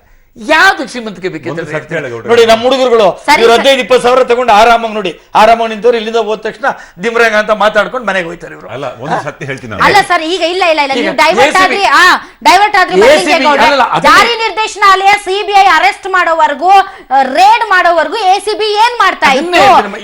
ಎಲ್ಲ ರೇಡ್ ಮಾಡಿ ಅವ್ರನ್ನ ವಶಕ್ಕೆ ತೆಗೆದುಕೊಂಡು ತನಿಖೆ ಮಾಡ್ತಿದೀವಿ ಅಂದಾಗ, ಇಲ್ಲ ನಾವು ಮಾಡ್ತೀವಿ ಪ್ಯಾರಲಲ್ ಆಗಿ ಅಂತ ಮುಂದೆ ಹೋಗಿರೋದು ಯಾಕೆ ಹೇಳ್ತೀನಮ್ಮ. ಇವತ್ತು ಏನು ಬಂದಿದೆ? ಇವತ್ತು ನೀವೆಲ್ಲ ತೋರಿಸ್ತಾ ಇದ್ದೀರಿ, ಜಯಚಂದ್ರ ಮತ್ತೆ ಚಿಕ್ಕರಾಯಪ್ಪನೇ ಮೇನ್ ಸೋರ್ಸ್ ಆಫ್ ಇದು ಇನ್ಕಮ್. ಈ ನಮ್ಮ ಮಂತ್ರಿಗಳಿಗೆ ಬ್ಲಾಕ್ ಅಂಡ್ ವೈಟ್ ಮಾಡ್ಕೊಡಕ್ಕೆ, ಮಂತ್ರಿಗಳಿಗೆ ಬೇಕು ಬೇಡಗಳನ್ನ ಇದು ಮಾಡ್ತಾ ಇದ್ದಕ್ಕೆ. ಯಾಕೆಂದ್ರೆ ಅವ್ರಿಗೆ ಎಷ್ಟು ಧೈರ್ಯ ಇದೆ ಅಂದ್ರೆ, ಇವತ್ತು ಇವರಿಬ್ಬರಿಂದ 250-300 ಕೋಟಿ ರೂಪಾಯಿ ಆಸ್ತಿ ಸಂಪಾದನೆ ಮಾಡೋರೆ, ಇಷ್ಟೊಂದು ಚಿನ್ನ ಬೆಳ್ಳಿ ಇಟ್ಟವ್ರೆ ಅಂದ್ರೆ ಎಲ್ರಿಗೂ ಕೊಡ್ತಾ ಇದ್ರು. ಇವತ್ತು ಅವ್ರಿಗೆ ಏನಾಗಿದೆ? ಮಂತ್ರಿ ಮಂಡಲದ ಮೇಲೆ, ಯಾರ ನಮ್ಮಗಳ ಮೇಲೆ, ನಮ್ಮ ಮಂತ್ರಿಗಳ ಮೇಲೆ ಅಥವಾ ನಮ್ಮ ಈ ಸೋರ್ಸಸ್ ಮೇಲೆ ಕಣ್ಣು ಬೀಳ್ತದೇನೋ ಅಂತ ಹೇಳ್ಬಿಟ್ಟು ACB ಅವ್ರನ್ನ ಚೂ ಬಿಟ್ಟು ನಾವೇ ACB ಅವ್ರು ಮಾಡ್ತೀವಿ ಅನ್ನೋ ಮಟ್ಟಕ್ಕೆ ಹೋಯ್ತು. ಆದರೆ CBI ಬಿಡ್ಲಿಲ್ಲ, ತಗೊಂಡೋಗಿ ಆಗ್ತಾರೆ ಬಿಡಿ. ಆದ್ರೂ ಒಂದು ವಿಷಯ ನಿಮ್ಗೆ ಹೇಳ್ತೀನಿ, ACB ಸರ್ಕಾರ ಏನ್ ಹೇಳುತ್ತೋ, ನಮ್ಮ ಹಸನಬಾವ್ರ ಸರ್ಕಾರ ಆ ರೀತಿ ನಡೀತಕ್ಕಂಥ ಒಂದು ಸಂಸ್ಥೆ. ಹಸನಬ್ ಅವರೇ, ACB ಸಂಪನ್ಮೂಲ ವ್ಯಕ್ತಿಗಳನ್ನ ಅರೆಸ್ಟ್ ಮಾಡಿ ತನಿಖೆಯ ಹಾದಿ ತಪ್ಪಿಸುವಂತ ವ್ಯವಸ್ಥಿತ ತಂತ್ರವನ್ನ ಮಾಡ್ತಾ ಇದೆ. CBIಗೆ ಪ್ಯಾರಲಲ್ ಆಗಿ ನಾವು ತನಿಖೆ ಮಾಡ್ತೀವಿ ಅಂತ ಬಂದಿದ್ದೆ ಇಡೀ ತನಿಖೆಯ ಹಾದಿ ತಪ್ಪಿಸೋದಕ್ಕೆ, ಕಾಂಗ್ರೆಸ್ ಗವರ್ನಮೆಂಟ್ ಅನ್ನು ಪ್ರೊಟೆಕ್ಟ್ ಮಾಡೋದಕ್ಕೆ. ಈಗ ಅದೆಲ್ಲ ವಿಷಯ ಏನು ಅಂತಂದ್ರೆ, ಅಧಿಕಾರಿಗಳು ಇಲ್ಲಿ ಕೆಲಸ ಮಾಡ್ತಾ ಇರುವಂತವ್ರು ಸರ್ಕಾರದ ಅಧೀನದಲ್ಲಿರೋದು ಇರ್ಲಿ. ಹಾಗಾಗಿ ಏನಾಗ್ತಂತೆ, ಸರ್ಕಾರವನ್ನ ಪ್ಲೀಸ್ ಮಾಡ್ಲಿಕ್ಕಾಗಿ ಅಧಿಕಾರಿಗಳೆಲ್ಲ ಆ ತರವೇ ಕೆಲಸ ಮಾಡ್ತಾರೆ. ದುಡ್ಡು ಹೊಡ್ಕೊಂಡೋಗಿ ನೀವು ಸ್ವಾಮಿ, ನೀವು ನೇರವಾದ ವಿಷಯ ಹೇಳ, ನಾನು ಅಲ್ಲ ಸತ್ಯ ವಿಷಯ ಹೇಳ್ತೀನಿ. ನೀವು ರಾಜಕಾರಣಿಗಳ ಮೇಲೆ ಇಷ್ಟೆಲ್ಲ ಹೇಳ್ತೀರಿ ಮಾಧ್ಯಮದವರು, ಆದ್ರೆ ಈ ಅಧಿಕಾರಿಗಳಲ್ಲಿ ಇರುವಷ್ಟು ಭ್ರಷ್ಟಾಚಾರ, ಅವರು ಮಾಡಿದಷ್ಟು ಹಣ ಯಾವ ರಾಜಕಾರಣಿ ಅವ್ರಿಗೆ ಏನಾಗಬೇಕಾಗಿದೆ? ಹಣ ಮಾಡಬೇಕು. ಹಾಗಾಗಿ ಎಲ್ಲ ಅಧಿಕಾರಿಗಳು ಯಾರಿದ್ದಾರೋ ಅವ್ರ ಬೆನ್ನತ್ತಿ ಹೋಗ್ತಾರೆ ಅವರು. ಸರ್, ರಾಜಕಾರಣಿಗಳಿಗೂ ಇಂತಹ ಅಧಿಕಾರಿಗಳು ಪಾಲಿಸಿ ಪೋಷಿಸ್ತಾರೆ. ಬಿಕಾಸ್ ತಮ್ಮಲ್ಲಿರುವಂತದ್ದನ್ನ ಇವ್ರು ಕೊಟ್ಟಿರೋಣ ಅಂತ. ಈಗ ಆಗಿರೋದು ಅದೇ. ಅದನ್ನೇ ಬಾಯ್ ಬಿಟ್ಟಿರೋದು ನಮ್ ಬುಡಕ್ಕೆಲ್ಲಿ ನೀರ್ ಬರುತ್ತೋ ಅಂತ ಊರಿಗೆ ಮುಂಚೆ ಹೋಗಿ ಅರೆಸ್ಟ್ ಮಾಡಿ ತನಿಖೆ ಮಾಡ್ತೀವಿ, ವಿಚಾರಣೆ ಮಾಡ್ತೀವಿ ಅಂತ ಇವ್ರನ್ನ ಪ್ರೊಟೆಕ್ಟ್ ಮಾಡ್ತಿದ್ದಾರೆ ಅನ್ನೋದು ಆರೋಪ. ಅದ್ರ ಬಗ್ಗೆ ಮಾತಾಡಿ. ವಿಷಯ ಹೇಳ್ತೇನೆ, ಈ ಚಿಕ್ಕರಾಯಪ್ಪ ಅನ್ನೋನು ಅತಿ ಭ್ರಷ್ಟ ಅಂತ ಹೇಳಿ ಅವನ ಮೇಲೆ ಲೋಕಾಯುಕ್ತ ರೈಡ್ ಮಾಡಿ ಅವನನ್ನ ಸಸ್ಪೆಂಡ್ ಮಾಡಿದ್ರಿ. ಆದ್ರೆ ಈ ಸರ್ಕಾರ ಬಂದ ಮೇಲೆ ಅವನನ್ನ ಚೀಫ್ ಇಂಜಿನಿಯರ್ ಮಾಡ್ತು. ನಿಮ್ಗೆ ಇನ್ನೊಂದು ಮಾತಾಡ್ತಾರೆ, BBMP ನಲ್ಲಿ ಇದ್ದಾಗ ಇದನ್ನೆಲ್ಲ ಸುಟ್ಟಾಕದ ಆತ. ಸುಮಾರು 3-3.5 ಸಾವಿರ ರೂಪಾಯಿಂದೊಂದು ಇದನ್ನ ಪ್ಯಾಕೇಜ್ ಈ ತರ ಮಾಡಿ ಅವನ ಕಮಿಷನ್ ಇಸ್ಕೊಂಡು ದುಡ್ಡು ಮಾಡಿಬಿಟ್ಟು, ಈ ನೋಡಿ ಮಂತ್ರಿಗಳಿಗೆ ಪಂತ್ರಿಗಳಿಗೆ ಇಂಥವ್ರಿಗೆಲ್ಲ ದುಡ್ಡು ಕೊಟ್ಟ. ಅವನು ದುಡ್ಡು ಕೊಟ್ಟು ಸುಟ್ಟಾಗದ ಅವನು. ಅಂಥವ್ ನೀವು ಹೆಂಗ್ ಮಾಡ್ತೀರ ಅಂತಂತೇಳಿ ಈ ದೊರೆಸ್ವಾಮಿ ಅವರು ಹೇಳ್ತೀಮ್ಮ, ದೊರೆಸ್ವಾಮಿ ಅವರು ಇವರೆಲ್ಲ ಹೋಗಿ ಕೂತ್ಕೊಂಡು ಅವ್ನು ಮಾಡಬಾರ್ದು ಅಂತ ಹೇಳಿದ್ರು. ಆದ್ರೂ ಅವನನ್ನ ಇದನ್ನ ಮಾಡಿದ್ರು. ನಿಮ್ಗೆ ಹೇಳ್ತೀನಿ. ಇದು ಏನು ಈ ಸರ್ಕಾರದಲ್ಲಿ ಏನ್ ನಡೀತದೆ ಅಂತ ಯಾರಿಗೂ ನಮ್ಗೇನದು ಅರ್ಥನೇ ಆಯ್ತು. ಸರ್ಕಾರನೇ ಅಲ್ಲ ಅಂತ ಅನಿಸ್ತಾ ಇದೆ. ಇದೇನೋ ಇದೊಂದು ಕಳ್ಳರ ಕೂಟ ಇದ್ದಂಗೆ ಆಗೋಗ್ಬಿಟ್ಟಿದೆ. ಗೌಡ್ರೆ ಏನು ಎಕ್ಸ್ಕ್ಲೂಸಿವ್ ಆಗಿ ಕಾಂಗ್ರೆಸ್ ಅವರೇ ಮಾಡಿದ್ದು ಅಂತ ಹೇಳ್ತಾರೆ ಇದನ್ನ? ಇಲ್ಲ, ಇವತ್ತಿನ ಸರ್ಕಾರ ಮಾತಾಡಿದ್ರೆ ಅವಾಗ ನೀವೇನ್ ಕಣ್ಮುಚ್ಚಿಕೊಂಡಿದ್ರೆ ಅವಾಗ ಮಾಡ್ಬೇಕಾಯ್ತು ಇವ್ರ ಮೇಲೆ ಎಲ್ಲ ರಾಜಕೀಯ ಪಕ್ಷ ಇರಬಹುದು. ಕಳ್ಳರ ಕೂಟ ಎಲ್ಲರೂ ಅಂತ ಹೇಳಿದ್ರೆ ಎಲ್ಲರೂ ಅಲ್ಲ, ಪ್ರಾಮಾಣಿಕರೇ ಹೆಚ್ಚಿರೋದು ಮಾಡುವಂತವ್ರು ಮಾಡ್ತಾರೆ. ಇಲ್ಲಮ್ಮ ನೋಡಮ್ಮ, 100 ಜನ ಅಧಿಕಾರಿಗಳಲ್ಲಿ ಒಂದು 50 ಜನ ಈ ಚಿಕ್ಕರಾಯಪ್ಪನಂತವ್ರು, ಜಯಚಂದ್ರ ಅಂತವ್ರ ಜೊತೆ ಬರ್ತಾರೆ. ಮಿಕ್ಕಿದವರೆಲ್ಲ ಒಳ್ಳೆ ಇದ್ದಾರೆ. ಎಲ್ಲ ಅಧಿಕಾರಿಗಳು ಕೆಟ್ಟವರಿಲ್ಲ. ನಾನು ಬ್ರೇಕ್ ತಗೋಬೇಕು ಸರ್. ತಾವು ಹೇಳಿದ್ದನ್ನ ಒಂದನ್ನ ಇಟ್ಕೊಳ್ತೀನಿ. ಸರ್ಕಾರ ಇದೆಯೋ ಇಲ್ವೋ ಗೊತ್ತಾಗ್ತಾ ಇಲ್ಲ. ಕಳ್ಳರ ಕೂಟ ಸರ್ಕಾರ ಕರೆಕ್ಟ್ ಆಗಿ ಒಂದಂತೂ ನಿಜ, ಈ ಕಳ್ಳರ ಕೂಟ ನಿದ್ದೆ ಮಾಡ್ತಾರೆ ಮುಖ್ಯಮಂತ್ರಿಗಳು, ನಿದ್ದೆ ಮಾಡ್ತಾರೆ ಮುಖ್ಯಮಂತ್ರಿಗಳು ಅನ್ನೋರನ್ನ 24x7 ಕಣ್ಣು ಮುಚ್ಚಿದಂಗೆ ಎಚ್ಚರ ವಹಿಸುವಂತೆ ಮಾಡಿದ್ದಾರೆ. ಅದಕ್ಕೆ ನಾವು ಅವ್ರಿಗೆ ಥ್ಯಾಂಕ್ಸ್ ಹೇಳ್ಬೇಕು. ಒಂದು ಬ್ರೇಕ್. ಯಡಿಯೂರಪ್ಪ ಹಾರಿಸಿದ್ದು ಗಾಳಿಪಟನ ಅಥವಾ ನಿಜಕ್ಕೂ ಕೂಡ ಅವರ ಮಾತಿನಲ್ಲಿ ಅರ್ಥ ಇದೆಯಾ? ಖಂಡಿತವಾಗಿಯೂ ಅರ್ಥ ಇದೆ ಮೇಡಮ್. ಇವತ್ತು ಒಬ್ಬ ರಾಜ್ಯದ ಅಧ್ಯಕ್ಷರಾಗಿ ಮುಖಂಡರಾದಂತ ಮಾಜಿ ಮುಖ್ಯಮಂತ್ರಿಗಳಾಗಿರುವಂತರು ಸುಮ್ಮನೆ ಹೇಳಲಿಕ್ಕೆ ಸಾಧ್ಯ ಇಲ್ಲ. ಇಡೀ ರಾಜ್ಯದ ಜನರಿಗೂ ಗೊತ್ತಿದೆ ಯಾರ್ಯಾರಾಗಿರ್ಬೋದು ಅನ್ನೋದು. ಜನನೂ ಸಹ ಈಗ ವಾಟ್ಸಪ್ ಅಲ್ಲೆಲ್ಲ ಹರಿದಾಡ್ತಾ ಇದೆ. ಇವತ್ತು ಈ ಸರ್ಕಾರ ಈ 1 ವರ್ಷ ಇದ್ರೂ ಒಂದೇ, ಇರ್ದೋದ್ರು ಒಂದೇ. ಇದು ಮುಳುಗಿದ ಹಡಗು. ಕಾಂಗ್ರೆಸ್ ಮುಕ್ತ ಸರ್ಕಾರ ಮಾಡ್ಬೇಕಾದ್ರೆ ಯಾರೂ ಬೇಡ, ಸಿದ್ದರಾಮಯ್ಯವರೇ ಸಾಕು, ಇನ್ ಯಾರು ಬೇಕಾಗಿಲ್ಲ. ಯಾಕಂದ್ರೆ ಇವರ ಸರ್ಕಾರದಲ್ಲಿ ಆಗಿರುವಂತ ಅವರೇ ತಾನೇ ಯಾವುದಕ್ಕೂ ತಲೆ ಹಾಕೊಳ್ಳೋದಲ್ಲ. ಯಾವುದೇ ಇದು ಮಾಡಿದ್ರು ಸಹ ನೆಗ್ಲೆಕ್ಟು, ಯಾವುದೇ ಒಂದು ಉತ್ತರ ಕೊಡೋದಿಲ್ಲ. ತಾವು ನೋಡಿ, ಮೇಟಿ ಕೇಸಲ್ಲಿ ಯಾವತ್ತೂ ಆಗುವಂತ ಘಟನೆಗಳನ್ನು ಒಂದು ವಾರದ ನಂತರ ಚೀಮಾರಿ ಹಾಕ್ಸ್ಕೊಂಡು ಬೈಸ್ಕೊಂಡು ಸರ್ಕಾರದ ಏಟ್ ತಿಂದ ಮೇಲೆ ರಾಜೀನಾಮೆ ಕೊಡಿಸಿದ್ರು. ಈಗ ಅದಕ್ಕಿಂತ ಹೆಚ್ಚಾಗಿ ನೋಡಿ ಮೇಡಮ್ ಅವರೇ, ಈಗ ನಾನು ಅರಣ್ಯವಾಸಿಗಳ ಬಗ್ಗೆ ಒಂದು ಮಾತು ಹೇಳ್ಬೇಕಾಗುತ್ತೆ. ಬೇಳೂರು ಗೋಪಾಲಕೃಷ್ಣ ಅವರೇ, ಈಗ ನೀವು ಮೇಟಿ ಅವ್ರ ಕೇಸ್ ಬಿಟ್ಬಿಡಿ. ಮೇಟಿ ಅವ್ರ ತರ ನಿಮ್ಮಲ್ಲಿ ಬಹಳಷ್ಟು ಜನ ಮೇಟಿಗಳು ಆಗೋಗ್ಬಿಟ್ಟಿದ್ದಾರೆ. ಸೊ ಆಗೆಲ್ಲ ನಿಮ್ ಸರ್ಕಾರ ಬಿದ್ದೋಗಿಲ್ಲ. ಎಷ್ಟು ದಿನ ಆಯ್ತು ಅಂತ ಕೇಳಿ ನಾವು ಗೊತ್ತಾದ ಮೇಲೂ ಕೂಡ ಎಷ್ಟು ದಿನ ಆಯ್ತು ಅವ್ರನ್ನ. ಈಗ let us come to the point. 3 ಪ್ರಭಾವಿ ಸಚಿವರ ಹಣಕಾಸು ವ್ಯವಹಾರ ಈಗ ಹಲವು ಗುಮಾನಿಗೆ ಕಾರಣ ಆಗಿದೆ ಅಂತ ಹೇಳ್ತಾ ಇದ್ದಾರೆ, ಮತ್ತು ತಾವು ಕೆಲವೊಬ್ಬರ ಹೆಸರುಗಳನ್ನ ಕೂಡ ಹೇಳಿದ್ರೆ. ಬಟ್ ಸದ್ಯಕ್ಕೆ ನಡೀತಾ ಇರುವಂತಹ ತನಿಖೆಗಳು 3 ತನಿಖೆಗಳು, ಸಿಬಿಐ, ಜಾರಿ ನಿರ್ದೇಶನಾಲಯ ಜೊತೆಗೆ ಎಸಿಬಿ. ಜಾರಿ ನಿರ್ದೇಶನಾಲಯ ಸಿಬಿಐಗಿಂತಲೂ ಕೂಡ ತುಂಬಾ ಆಕ್ಟಿವ್ ಆಗಿ, ತುಂಬಾ ಡೀಪ್ ಆಗಿ ಇನ್ವೆಸ್ಟಿಗೇಷನ್ ಎಸಿಬಿ ಮಾಡ್ತಾ ಇರೋದ್ರಿಂದ ಆ ತರ ಬದಲಾವಣೆಗಳು ಆಗುತ್ತಾ ಅಂತ. ಎಸಿಬಿ ಡೀಪ್ ಆಗಿ ಮಾಡ್ತಿಲ್ಲ. ಈ ಸರ್ಕಾರವನ್ನು ಉಳಿಸಲಿಕ್ಕೆ ಏನ್ ಬೇಕೋ ಅದನ್ನ ಪ್ರಾಮಾಣಿಕವಾಗಿ ಕರೆಕ್ಟ್ ಮಾಡ್ತಕ್ಕಂಥದ್ದು ಎಸಿಬಿ ಯಾಕೆ ಮಾಡ್ಬೇಕು? ಈಗ ಸಿಬಿಐ ಅರೆಸ್ಟ್ ಮಾಡ್ತಾ ಕೂತವ್ರೆ, ಎಸಿಬಿ ಅವರು ಬೇರೆ ಮಾಡ್ಬೇಕಾಗಿತ್ತು. ಎಸಿಬಿ ಅವರು ಡೀಪ್ ಆಗಿ. ಗೌಡ್ರೆ ಒಂದ್ ನಿಮಿಷ ಹೇಳಿ. ಗೌಡ್ರೆ ಒಂದ್ ನಿಮಿಷ. ಸಿಬಿಐ ಅಂತ ಒಂದು ದೊಡ್ಡ ಸಂಸ್ಥೆ ಬಂದು ಇಲ್ಲಿ ಎನ್ಕ್ವೈರಿ ಮಾಡ್ಬೇಕಾದ್ರೆ ಇಷ್ಟು ದಿನ ಇವ್ರು ಏನ್ ಮಾಡ್ತಿದ್ರು ಇವರೆಲ್ಲ? ಎಸಿಬಿಗೆ ಈಗೇನ್ ಕೆಲಸ ಇದೆ ಅಂತ ನನ್ಗೆ ಅನಿಸ್ತಾ ಇಲ್ಲ. ಕಾರಣ ಇಷ್ಟೇ, ಅಲ್ಲಿ ಉಳಿದುದು ಪಳೆದಿದ್ದು ಏನಾದ್ರೂ ಮಂತ್ರಿಗಳಿಗೆ, ಮುಖ್ಯಮಂತ್ರಿಗಳಿಗೆ, ಇನ್ಯಾರಿಗಾರು ಸಿಗುವಂತ ದಾಖಲೆ ಇದ್ರೆ ಅದನ್ನ ತೆಗೆದಿಟ್ಕೊಂಡು ಮುಚ್ಚಿಡಕ್ ಹೋಗಿರ್ಬೋದು ಅನಿಸ್ತದೆ ನನಗೆ. ಇದು ಬೇರೆ ಏನು ಸಾಧ್ಯ ಇಲ್ಲ. ಇದು ಎಸಿಬಿಯ ಒಂದು ನಿರ್ಲಕ್ಷ್ಯವಾದಂತ ಸಂಸ್ಥೆ. ಈ ರಾಜ್ಯದಲ್ಲಿ ಎಸಿಬಿ ತಂದಿದ್ದೇ ದೊಡ್ಡ ದುರಂತ. ಯಾಕಂದ್ರೆ ಕರ್ನಾಟಕ ರಾಜ್ಯದಲ್ಲಿ ನಮಗೆ ಲೋಕಾಯುಕ್ತನೇ ದೊಡ್ಡ ಸಂಸ್ಥೆ ಆಗಿ ಇಡೀ ರಾಷ್ಟ್ರಕ್ಕೆ ಹೆಸರು ತಂದುಕೊಟ್ಟಂತ ಒಂದು ಸಂಸ್ಥೆ ಇತ್ತು. ಅದನ್ನ ಮುಳುಗಡೆ ಮಾಡಿ ಎಸಿಬಿ ಆಗಿ ಮಾಡಿಕೊಂಡು ರಾಜ್ಯದಲ್ಲಿ ಭ್ರಷ್ಟಾಚಾರದಲ್ಲಿ ಆಗಿರುವಂತದ್ದೆಲ್ಲ ಉಳಿಸ್ಕೊಂಡು ಹೋಗ್ಲಿಕ್ಕಾಗಿ ಮಾಡಿರುವಂತ ಒಂದು ಸಂಸ್ಥೆಯಾಗಿ ಹುಟ್ಟು ಹಾಕೊಂಡಿದ್ದಾರೆ. ಭಾಸ್ಕರ್ ರಾವ್ ಅಂತ ಒಂದು ವಾತಾವರಣ, ಅತ್ಯಂತ ದಕ್ಷ ನ್ಯಾಯಮೂರ್ತಿಗಳನ್ನ ತಂದಿದ್ವಿ ಅದಕ್ಕೆ ಅಲ್ಲ, ಭಾಸ್ಕರ್ ರಾವ್ನ ಬಿಡಿ ಸರ್. ಅವ್ರು ಭಾಸ್ಕರ್ ರಾವ್ನ ತಂದ್ರು, ನೀವು ಲೋಕಾಯುಕ್ತಕ್ಕೆ ಕೊನೆ ಮಳೆ ಹೊಡೆದ್ರಲ್ಲ. ನಿಮ್ಗೆ ಕಾರಣಗಳು, ನಿಮ್ಗೆ ರಾಜಕೀಯ ಕಾರಣಗಳು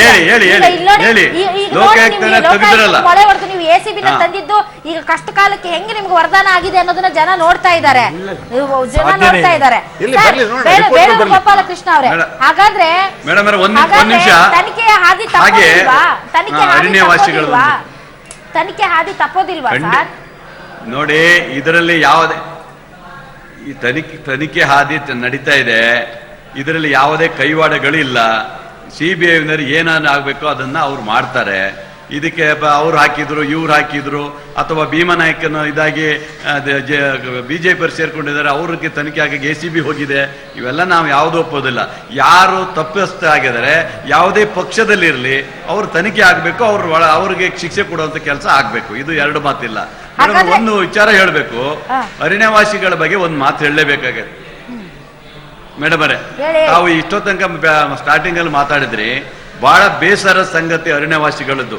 ಕಾಗೋಡು ತಿಮ್ಮಪ್ಪನವ್ರು ಹೇಳ್ತಾ ಇದ್ರು, ಅರಣ್ಯ ಹಕ್ಕನ್ನ ಕೊಟ್ಟರೆ ನಾನು ಸಾಯ್ತೀನಿ, ನನ್ನ ಜೀವಮಾನದಲ್ಲಿ ಅದೇ ದೊಡ್ಡ ನಾನು ಹುತಾತ್ಮನಾಗಬೇಕು ಅನ್ನೋದನ್ನ ಪೇಪರಲ್ಲಿ ಪ್ರತಿದಿನನೂ ಹೇಳಿಕೆ ಕೊಟ್ಕೊತಾ ಬಂದಂತ ಕಾಗೋಡು ತಿಮ್ಮಪ್ಪನವರು ಅರಣ್ಯವಾಸಿಗಳಿಗೆ ಅವ್ರು ಯಾಕೆ ಇಲ್ಲಿವರೆಗೆ ಹಕ್ಕುಪತ್ರ ಕೊಡ್ಲಿಕ್ಕೆ ಇವ್ರಿಗೆ ಆಗ್ಲಿಲ್ಲ, ಅದೇ ಬಹಳ ಬೇಸರ ಆಗುತ್ತೆ. ಅದಕ್ಕಿಂತ ಹೆಚ್ಚಾಗಿ ಆ ಹೋರಾಟಗಾರರು ಇಷ್ಟು ದಿನ ಇದ್ರೂ ಸಹ ಯಾವುದೇ ಒಬ್ಬ ಮಂತ್ರಿ ಹೋಗ್ಲಿಲ್ಲ, ಯಾವುದೇ ಒಬ್ಬ ವ್ಯಕ್ತಿ ಹೋಗಿ ಅಲ್ಲಿ ಭೇಟಿ ಕೊಡದೇ ಇರುವಂತದ್ದು ಹೋರಾಟಗಾರರು ಮಾತ್ರ ಹೋಗಿದ್ದಾರೆ. ಆದ್ರಿಂದ ಇವರೆಲ್ಲ ಮಾಡ್ತಿರುವಂತ ಇದರಲ್ಲಿ ಬಹಳ ಬೇಸರ. ಒಬ್ಬ ಹೆಣ್ಣು ಮಗಳು ಬೆತ್ತಲೆ ಆಗಿಂತ ಹೋರಾಟ ಮಾಡಿರೋದು ನಮ್ಮ ನಾಗರಿಕರವಾಗಿ ನಾವು ತಲೆ ತಗ್ಸುವಂತ ಕೆಲಸ ಆಗಿದೆ. ಇದನ್ನ ಹೊಣೆ ಹೊತ್ತು ಕಾಗೋಡು ತಿಮ್ಮಪ್ಪನವರು ಅಲ್ಲಿಯ ಮಂತ್ರಿಗಳಾದಂತ ರಾಜೀನಾಮೆ ಕೊಡಬೇಕು. ನಿನ್ನೆ ಪಬ್ಲಿಕ್ ಟಿವಿಯಲ್ಲಿ ಆ ವಿಚಾರಕ್ಕೆ ಸಂಬಂಧಪಟ್ಟಂತೆ ನಾವು ವಿಸ್ತೃತ ವರದಿಯನ್ನ ಪ್ರಸಾರ ಮಾಡಿದ್ವಿ ಮತ್ತು ಇಡೀ ರಾಜ್ಯದ ಮುಂದೆ ಒಂದ್ ರೀತಿ ಸರ್ಕಾರದ ಮಾನ ಹರಾಜಾಯ್ತು. ಇವತ್ತೇನೋ ಹೋಗಿದ್ದಾರೆ. ಸರಿ, ಕೊಡಗಿನಲ್ಲಿ ಅಲ್ಲಿನ ಜನ ಯಾರನ್ನ ಸರ್ ಆರಿಸಿ ಕಳ್ಸಿರೋದು? ಯಾರನ್ನ ಸರ್ ಆಯ್ಕೆ ಮಾಡಿರೋದು? ಅಲ್ಲಿನ ಜನ ಆಯ್ಕೆ ಮಾಡಿರೋದು ನಮ್ಮ ಸ್ಥಳೀಯ MLA ಅಲ್ಲಿ ಇದಾರಲ್ಲ ಮೇಡಮ್. ಯಾರನ್ನ ಆಯ್ಕೆ ಮಾಡಿರೋದು ಸರ್? ಸ್ಥಳೀಯ MLA ಅಲ್ಲಿ ಇದ್ದಾರೆ. ಎಷ್ಟು ಜನ ಹೋಗಿದ್ದೀರಾ ನೀವು? ಅಲೋ, ಎಷ್ಟು ಜನ ಹೋಗಿದ್ದೀರಾ ನೀವು? ನಮ್ಮ ಎರಡು MLAಗಳು ಅಲ್ಲೇ ಇದ್ರು. ಅಲ್ಲೇ ಇದ್ದಿಲ್ಲ, ಹೋಗಿಲ್ಲ. ಅಲ್ಲಿ ಇದ್ರಲ್ಲ ಮೇಡಮ್ ಅವರೇ, ಯಾರು ಹೋಗಿಲ್ಲ. ಇಲ್ಲ, ಹೋಗಿಲ್ಲ, ಹೇಳಿಕೆ ಕೊಟ್ಟಿದ್ದಾರೆ ಅಷ್ಟೇ. ಹಲೋ, ಬರೀ ಹೇಳಿಕೆ ಕೊಟ್ಟಿದ್ದಾರೆ, ಹೋಗಿಲ್ಲ ಅವರಿಬ್ರು. ಅಲ್ಲ ರೀ, ಹೇಳಿಕೆ ಕೊಟ್ಟಿದ್ದಾರೆ, ಅಲ್ಲಿ ಹೋಗಿದ್ದಾರೆ ಅಂತ ನನಗೆ ಮಾಹಿತಿ ಬಂದಿದೆ. ಬಟ್ ಆದ್ರೆ ಸರ್ಕಾರ ಜವಾಬ್ದಾರಿಯುತ ಸರ್ಕಾರ ಅವರಿಗೆ ಇವತ್ತು ಹಕ್ಕುಪತ್ರ ಕೊಡ್ಲಿಕ್ಕೆ ಅವಕಾಶಗಳು ಕೊಟ್ಟಿದ್ದಾರಲ್ಲ. ಇವತ್ತು ST ಆದ್ರೆ 5 ಗಲಭೆ ಇತ್ತು. ನಾನು ಸರ್ ಗಲಭೆಯ ವಿಚಾರ ನಾನು ಮಾತಾಡ್ತಾ ಇಲ್ಲ ಸರ್. ಗಲಭೆ ಇತ್ತು, ಬೋಪಯ್ಯ ಅವರು ಹೋರಾಟ ಆಗಲೂ ಇತ್ತು, ಹೋರಾಟ ಇತ್ತು. ಬೋಪಯ್ಯ ಅವರು ಕೆಲವೊಂದು ಹಕ್ಕುಪತ್ರಗಳನ್ನ ಕೊಡಿಸಿದ್ದಾರೆ. ಹೋರಾಟದ ಬಗ್ಗೆ ಓಕೆ, ನಾವು ಹೋರಾಟದ ಬಗ್ಗೆ ಮಾತನಾಡ್ತಾ ಇಲ್ಲ. ನೀವು 3,000 ಜನರನ್ನ ಇದ್ದಕ್ಕಿದ್ದಂತೆ ಬೆಳಗಿನ ಜಾವ ಒಕ್ಕಲೆಬ್ಬಿಸಿ ಅವ್ರನ್ನ ಬೀದಿ ಪಾಲು ಮಾಡಿ ಈ ಚಳಿ ಮಳೆಯಲ್ಲಿ ಸಾಯ್ರಿ ಅಂತ ಬಿಟ್ರಲ್ಲ ಸರ್ಕಾರ. ನಿಮಗೆ ಮಾನವೀಯತೆ ಇದೆಯಾ ಅಂತ? ಹೋಗ್ಲಿ, ಆಯ್ತು. ಪ್ರತಿಭಟನೆ ನಡೆಸುವ ಸಂದರ್ಭದಲ್ಲಿ ಬೆತ್ತಲೆಯಾಗಿ ಮಹಿಳೆಯರು ಹೋರಾಟ ನಡೆಸುವಂತಹ ಸಂದರ್ಭದಲ್ಲಿ ನಿಮ್ ಮನ್ಸ್ ಕರ್ಗಲ್ವಾ? ಅವರನ್ನ ಬಂಧಿಸಿ ನೀವು ಪೊಲೀಸರು ಕರ್ಕೊಂಡೋಗಿ ಜೈಲಿಗೆ ಹಾಕ್ತೀರಾ ಅಂತಂದ್ರೆ ನಿಮ್ಗೆ ನಿಜಕ್ಕೂ ಮಾನವೀಯತೆ ಇದೆಯಾ? ದೇಶದ ಒಂದು ಗೋಪಾಲಕೃಷ್ಣ ಅವರ ಒಂದ್ ನಿಮಿಷ ನೋಡಿದಾಗ ನೀವ್ ಹೇಳಿದ ಪಾಯಿಂಟ್ ಇದೆ, ಅದು ಪಕ್ಕಕ್ಕೆ ಇಟ್ಕೊಳ್ಳೋಣ. ಅಲ್ಲಿ MLA ಅವರು ಇಲ್ಲ, ಗೋಪಾಲಕೃಷ್ಣ ಅವರೇ, ಯಾರು ಸಹ ನಮ್ಮ ಜವಾಬ್ದಾರಿಗಳಿಂದ ನಾವು ನುಂಚಿಕೊಳ್ಳೋದು ಬೇಡ. ಯಾವ ಪಕ್ಷ ಪಾರ್ಟಿ ಇಲ್ಲ. MLA ಅವರು ಜನಪ್ರತಿನಿಧಿಗಳಾಗಿ ಎಲೆಕ್ಟ್ ಆಗಿದ್ದಾರಮ್ಮ. ಅವರು BJP ಅವರು, JDS ಅವರು, ಕಾಂಗ್ರೆಸ್ ಅವರು ಪಕ್ಕಕ್ಕೆ ಇಡೋಣ. ಇಂಥ ಒಂದು ಸಮಸ್ಯೆಗಳು ಬಂದಾಗ ಅವರು ಅದ್ರ ಬಗ್ಗೆ ಒಂದು ಇದು ನಿರ್ಲಕ್ಷ್ಯ ವಹಿಸಬಾರ್ದು. ನಂಬರ್ 1 ತಮಗೆ ಹೇಳ್ತೀನಿ ಗೋಪಾಲಕೃಷ್ಣ ಅವರೇ, ಚೇತನ್ ಅಂತ ಒಬ್ಬ ಆಕ್ಟರ್ ಹೋಗಿ ತಾನು ಕೂತವನಲ್ಲಿ ನಿನ್ನೆ ಕೂತ್ಕೊಂಡು ಅವ್ರ ಜೊತೆ ಏನ್ ಚೆನ್ನಾಗಿ ಮಾತಾಡಿದ್ರು ಸರ್. ಅಲ್ಲಿಯ ಕಷ್ಟ ಕಾರ್ಪಣ್ಯಗಳನ್ನ ನಮಗೆ ಕಣ್ಣಿಗೆ ಕಟ್ಟೋ ತರದಲ್ಲಿ ಇದನ್ನ ನೋಡಿ ನಾವೆಲ್ಲ MLAಗಳು ನಮ್ಮ ಕ್ಷೇತ್ರಗಳಲ್ಲಿ ಇರ್ತಕ್ಕಂಥ ನಮ್ಮ ಕಷ್ಟ ಸುಖಗಳನ್ನ, ಜನರ ಕಷ್ಟ ಸುಖಗಳನ್ನ ನಾವು ತಿಳ್ಕೊಂಡು ಅದನ್ನ ಬಗೆಹರಿಸಬೇಕು ಅಂತ ಹೇಳಿ ತಾವ್ ಹೇಳ್ತಾ ಇದ್ದೀರಾ. ಸರ್ಕಾರ ಬರ್ಬೇಕಾದ್ರೆ MLA ಅವರು ಇದು ಮಾಡ್ಬೇಕು. ನೋಡ್ರಿ, ನಮ್ದಾಡಿ ಅವನು ಯಾವನ DF ಅವನೇ, ಅವನು ಯಾವನ RF ಅವನೇ, ಅವ್ನು ಕರೆದು ನಿಮ್ಮ ಬೋಪಯ್ಯನವರು ಸ್ಪೀಕರ್ ಆಗಿದ್ದವರು ಕರೆದು ಅವನಿಗೆ ಮುಖದ ಮೇಲೆ ಉಗಿದು ನೋಡಿ ಅವ್ರ ಆಡಿಯವರು ಕಾಡ್ನವ್ರವರು ಅವ್ರು ತೊಂದರೆ ಕೊಡಬೇಡಿ ಅಂತ ಹೇಳ್ತಕ್ಕಂಥ ಒಂದು ಮಾತನ್ನು ಹೇಳ್ಬೇಕಾಗಿತ್ತು. ಈಗ ನಾಗರಿಕ ಸಮಾಜ ಆಗಿದ್ರೆ ಒಂಥರ ಇರ್ತಿತ್ತು. ಹೋಟ್ಲಿನಲ್ಲಿರೋರು ಬೋಪಯ್ಯನವರು ಹೇಳಿದ್ದಾರೆ, ಮುಚ್ಕೊಳಕ್ ಹೋಗ್ಬೇಡಿ.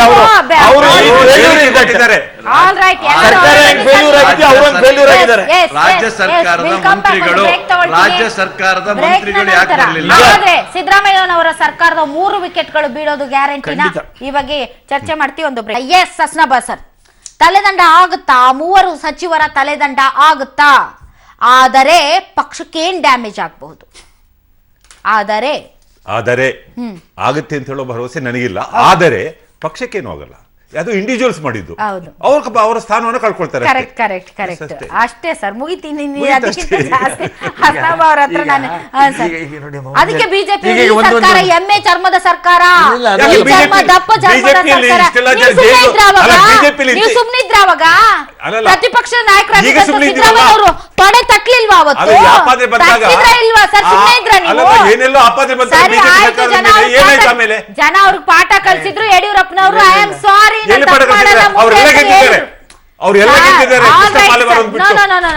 ಅವ್ರಿಗಿದ್ದಿರೋದು ಪ್ರಶ್ನೆ ಅಲ್ಲ ರೀ, ಇದು ಬಂದಿರೋದು ವೈಯಕ್ತಿಕವಾಗಿ. ನೀವು ಅವ್ರದ್ದು ಸರ್ಕಾರ ಒಂದು ಸರ್ಕಾರವಾಗಿ ಇಲ್ಲಮ್ಮ, ಒಂದು ಸರ್ಕಾರ ಒಂದು ಪಕ್ಷಕ್ಕೆ ಎಷ್ಟು ಹಾನಿ ಆಗ್ತದೆ ಅಂತಂದ್ರೆ, ನಾವು 20 ತಿಂಗಳು ಅಂತ ಹೇಳ್ಬಿಟ್ಟು ನಾವು ಕೊಡ್ಲಿಲ್ಲ ಯಡಿಯೂರಪ್ಪನವ್ರಿಗೆ, ನಾವು ಸೋತು. ಕರೆಕ್ಟ್, ನೀವು ತಿಳ್ಕೊಬೇಕು. ಕೊಡ್ಲಿಲ್ವಂತೆ ಯಡಿಯೂರಪ್ಪನವ್ರಿಗೆ. ಯಡಿಯೂರಪ್ಪನವರು ಗಂಗೆ ಅಂತಂದು ಕಾವೇರಿಗೆ ಹರಿಸ್ಬಿಡ್ತಿದ್ರಂತೆ ಅಂತ ಯಡಿಯೂರಪ್ಪನವ್ರು ಕೊಟ್ಟರು. ಯಡಿಯೂರಪ್ಪನವರು ಆ ಹುಮ್ಮಸ್ನಲ್ಲಿ ಜೈಲಿಗೆ ಹೋಗ್ಬಿಟ್ರು. ತಮ್ಗೆ ಹೇಳ್ತೀನಿ, ಅವ್ರ ಸರ್ಕಾರದಲ್ಲೆಲ್ಲ ತಗಲಾಕೋತು. ಜನ ಏನು ಯೋಚನೆ ಮಾಡಿದ್ರು, ನಾವು ಇಷ್ಟೆಲ್ಲ ಕೊಟ್ಟವಲ್ಲಪ್ಪ ಯಡಿಯೂರಪ್ಪನವ್ರಿಗೆ, ಅವರು ಜೈಲಿಗೆ ಹೋದ್ರು, ಅವ್ರ ಮಂತ್ರಿಗಳು ಜೈಲಿಗೆ ಹೋದ್ರು, ಏನಪ್ಪ ಇಷ್ಟೊಂದು ಭ್ರಷ್ಟಾಚಾರ ಹೆಚ್ಚಿಬಿಡ್ತು ಅಂತಂತೇಳಿ ಮುಂದಿನ ಎಲೆಕ್ಷನಲ್ಲಿ ನಿಮ್ಮನ್ನು ತಂದ್ರಿ. ಈಗ ಏನು ಎಲೆಕ್ಷನ್ ನೀವು ನಿಮ್ಮ 4 ಜನ 3 ಜನ ಮಂತ್ರಿಗಳು ಮಾತನ್ನ ಖಂಡಿತ ಸರ್ಕಾರ ಓದೋದು ಹೇಳ್ತಿ ಕಾರಣ ಅಲ್ಲಿ ಇವರು ಭ್ರಷ್ಟಾಚಾರ ಮಾಡಿದ್ರೆ ಜನ ಹೆಚ್ಚು ಓಟು ಕೊಡ್ತಾರೆ ಅವರಿಗೆ. ಭ್ರಷ್ಟಾಚಾರಕ್ಕಾಗಿ ಅಲ್ಲ, ಹೊಡೆದೋಯ್ತಲ್ಲ ಅದಕ್ಕಾಗಿ ಬಂದಿದ್ದು ಅಷ್ಟೇ. ಒಂದು ವಿಷಯ ನಿಮ್ಗೆ ಹೇಳ್ತೀನಿ ಕೇಳಿ ನೋಡಿ. ಇಂದಿರಾ ಗಾಂಧಿ ಅವರಿಗೆ 77ರಲ್ಲಿ ಯಾಕೆ ಸೋತ್ರು? 89ರಲ್ಲಿ ಜನತಾ ದಳ ಯಾಕೆ ಸೋಲ್ತು? ಆಮೇಲೆ 99ಗೆ ಜನತಾ ದಳ ಯಾಕೆ ಸೋಲ್ತು? ನೋಡಿಮ್ಮ, ಸರ್ಕಾರದ ಮೇಲೆ ಅವರ ಎಷ್ಟು ನೀವು ಗಳಿಸಿರೋದು? ಜನ ಬಿಡಿ, ಅದ್ರ ಬಗ್ಗೆ ಮಾತಾಡಬೇಡಿ. ಮತ್ತೆ ಈಗ ಅವರೆಲ್ಲ ಒಗ್ಗಟ್ಟಾಗಿದ್ದಾರೆ, ನೀವೆಷ್ಟು ಪಡಿಬಹುದು ಸರ್? ಅದೇ ಯಾರಿಗೆ ಕೆಡಿಸ್ಕೊಂಡಿಲ್ಲ, ನಿಮ್ಗೇನು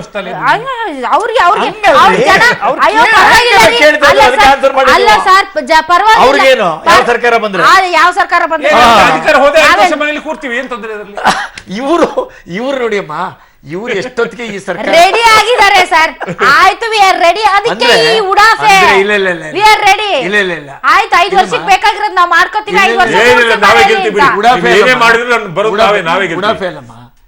ಈ ಕಾಂಗ್ರೆಸ್ಸಿನ ಜನಾನೇ ಇಂಥ ಹಿರಿಯ ತಲೆಗಳು ಇವತ್ತಿನ ಕಾಂಗ್ರೆಸ್ಸಿನ ಸರ್ಕಾರ ನೋಡಿ, ಈ ಸರ್ಕಾರ ಎಷ್ಟೊತ್ತಿಗೆ ಹೋದಾತಲ್ಲಪ್ಪ, ನಮ್ಮದೇ ಸರ್ಕಾರ ಆದ್ರು ಅಂತೇಳಿ ದೇವ್ರ ಕೈ ಮುಗಿತಾರೆ. ಯಾಕೆ ಅಂತ ಹೇಳಿದ್ರೆ, ಇಷ್ಟೊಂದು ಅವ್ಯವಸ್ಥಿತವಾಗಿ ನಡೆದಂಥದ್ದು, ಇಂಥ ಒಬ್ಬ ಚೀಫ್ ಮಿನಿಸ್ಟರ್ನ, ಇಂಥ ಮಂತ್ರಿಗಳನ್ನ ನಾವು ನೋಡಿಲ್ಲಪ್ಪ. ಹಿಂದೆಲ್ಲ ನಮ್ಮ ಸರ್ಕಾರ ಆಯಿತು, ಅರಸನವ್ರ ಸರ್ಕಾರ ಆಯಿತು, ಈಗ ಒಂದು ಯೋಚನೆ ಮಾಡ್ತಾರೆ, ಎಸ್ ಎಂ ಕೃಷ್ಣ ಅವ್ರ ಸರ್ಕಾರ ಆಯಿತು, ಇನ್ನೊಬ್ಬರ ಸರ್ಕಾರ ಆಯಿತು. ಆದ್ರಿಂದ ಅವ್ರು ಏನಾಗ್ತದೆ ನಮ್ಮ ಸದ್ಯ ಸರ್ಕಾರ ಹೋಗ್ಲಿ ಅಂತ ವಿರೋಧ ಪಕ್ಷಕ್ಕಿಂತ ಮುಖ್ಯವಾಗಿ ಆ ಸರ್ಕಾರದವರೇ, ಅವ್ರ ಪಕ್ಷದವರೇ ಶಾಪ ಆಗ್ತಾವೆ. ಬೇಳೂರವ್ರೆ, ಹಾಗಾದ್ರೆ ಟೈಮ್ ತಮ್ಗೇನಾದ್ರೂ ಗೊತ್ತಿದೆಯಾ? ಇಷ್ಟೆಲ್ಲ ಭವಿಷ್ಯ ನುಡಿದಂತ ಯಡಿಯೂರಪ್ಪ ಅಂಡ್ ಟೀಮ್ಗೆ ಟೈಮ್ ಏನಾದ್ರೂ ಗೊತ್ತಿದ್ಯಾ ಅಂತ? ಯಾಕಂದ್ರೆ ಕುಮಾರಸ್ವಾಮಿ ಅವರು ಮುಂದಿನ ವರ್ಷಕ್ಕೆ ಮತ್ತೆ ಚುನಾವಣೆ ಬರುತ್ತೆ ಅಂತ ಏನೋ ಅವರು ಭವಿಷ್ಯ ನುಡಿದಿದ್ದಾರೆ. 17ರಲ್ಲಿ ಚುನಾವಣೆ ನಮ್ಮ ಪಾರ್ಟಿ ಪ್ರಕಾರ. ಹೇಳಿ ಜಲ್ದಿ, ನಾಯಕರ ಪ್ರಕಾರ. ಮೇಡಮ್ ಅವರೇ, ಇನ್ನೂ ರಾಸಲೀಲೆಯ ಸಿಡಿಗಳು ಇನ್ನೂ ಬ್ಯಾಲೆನ್ಸ್ ಅಲ್ಲಿ ಇದೆ. ರಾಜಶೇಖರ್ ಹೇಳಿದ್ದು, ಇನ್ನು ಕೆಲವರು ಹೇಳಿರುವಂತ ರಾಸಲೀಲೆ ಸಿಡಿಗಳು ಬ್ಯಾಲೆನ್ಸ್ ಇದೆ. ಅವೆಲ್ಲ ಹೊರಗೆ ಬರೋ ಹೊತ್ತಿಗೆ ಇನ್ನೊಂದು ವಾರದಲ್ಲಿ ಹೊರಗೆ ಬರ್ತಾವು. ಆ ನಂತರ ನಾವು ಅದ್ರ ಬಗ್ಗೆ ಪ್ರಸ್ತಾಪ ಮಾಡ್ತೀವಿ. Thank you very much. ತಾವೆಲ್ಲರೂ ಇಷ್ಟೊತ್ತು ಕಾರ್ಯಕ್ರಮದಲ್ಲಿ ಭಾಗವಹಿಸಿದ್ರೆ ಇನ್ನೇನ್ ಸರ್, ಟೈಮ್ ಆಗಿದ್ದ ಹಿಂಗೆ ಈ ಕಾಂಗ್ರೆಸ್ನವರು ಟೈಮ್ ಇದೆ ಅನ್ಕೊಳ್ತಾ ಹೋದ್ರೆ ಟೈಮ್ ಮುಗಿಯೋದೇ ಗೊತ್ತಾಗಲ್ಲ ಸರ್. ಆಮೇಲೆ ಜನ ಆಚೆಗೆ ದಪ್ತಾರಷ್ಟೇ. ಥ್ಯಾಂಕ್ ಯು ವೆರಿ ಮಚ್ ತಾವೆಲ್ಲರೂ ಇಷ್ಟೊತ್ತು ಕಾರ್ಯಕ್ರಮದಲ್ಲಿ ಭಾಗವಹಿಸಿದ್ದಕ್ಕಾಗಿ. ವಿಷಯ ಅಂತೂ ಇಷ್ಟೇ ವೀಕ್ಷಕರೇ, ಜನರ ದೃಷ್ಟಿಯಲ್ಲಿ ಕಾಂಗ್ರೆಸ್ ಸರ್ಕಾರದ ಮಂತ್ರಿಗಳು ಯಾವ ರೀತಿ ತಮ್ಮ ವರ್ಚಸ್ಸನ್ನ ಕಳ್ಕೊಳ್ತಾ ಇದ್ದಾರೆ. ಇದು ಹೀಗೆಯೇ ಮುಂದುವರೆದರೆ ಮುಂದಿನ ದಿನಗಳಲ್ಲಿ ಕಾಂಗ್ರೆಸ್ನ ಟೈಮ್ ಫುಲ್ಫಿಲ್ ಆಗುತ್ತೆ. ಇದು ಇದರಿಂದ ವಿಶೇಷ ನ್ಯೂಸ್ ಅಂದ್ರೆ ಪಬ್ಲಿಕ್. ಇರಾನಿ ಅವರು ಈ ಮೇಟಿ ಅವರ ಕೇಸ್ನಲ್ಲಿ ಮೇಟಿ ಅವರನ್ನ ಭೇಟಿ ಮಾಡಿ ಸುಭಾಷ್ ಅವ್ರ ಜೊತೆಗೆ ಸಂಧಾನ ಮಾಡ್ಕೊಳ್ಳಿ ಅನ್ನುವಂತ ಮಾತುಕತೆ ನಡೆಸಿದ್ರು ಅನ್ನುವಂತ ವಿಚಾರಕ್ಕೆ ಸಂಬಂಧಪಟ್ಟಂತೆ ಮಾಜಿ ಮಂತ್ರಿಗಳಾದಂತಹ ಮುರುಗೇಶ್ ನಿರಾಣಿ ಪಬ್ಲಿಕ್ ಟಿವಿ ಜೊತೆ ಮಾತನಾಡಿದ್ರು. ಅವ್ರು ಏನ್ ಹೇಳಿದ್ರು ಅನ್ನೋದನ್ನ ಕೇಳಿಸ್ಕೊಳ್ಳೋಣ ಬನ್ನಿ. ಒಂದು ಬ್ರೇಕಿಂಗ್ ನ್ಯೂಸ್ ಬರ್ತಾ ಇದೆ ಅಂತ ನೋಡೋಣ ಬನ್ನಿ.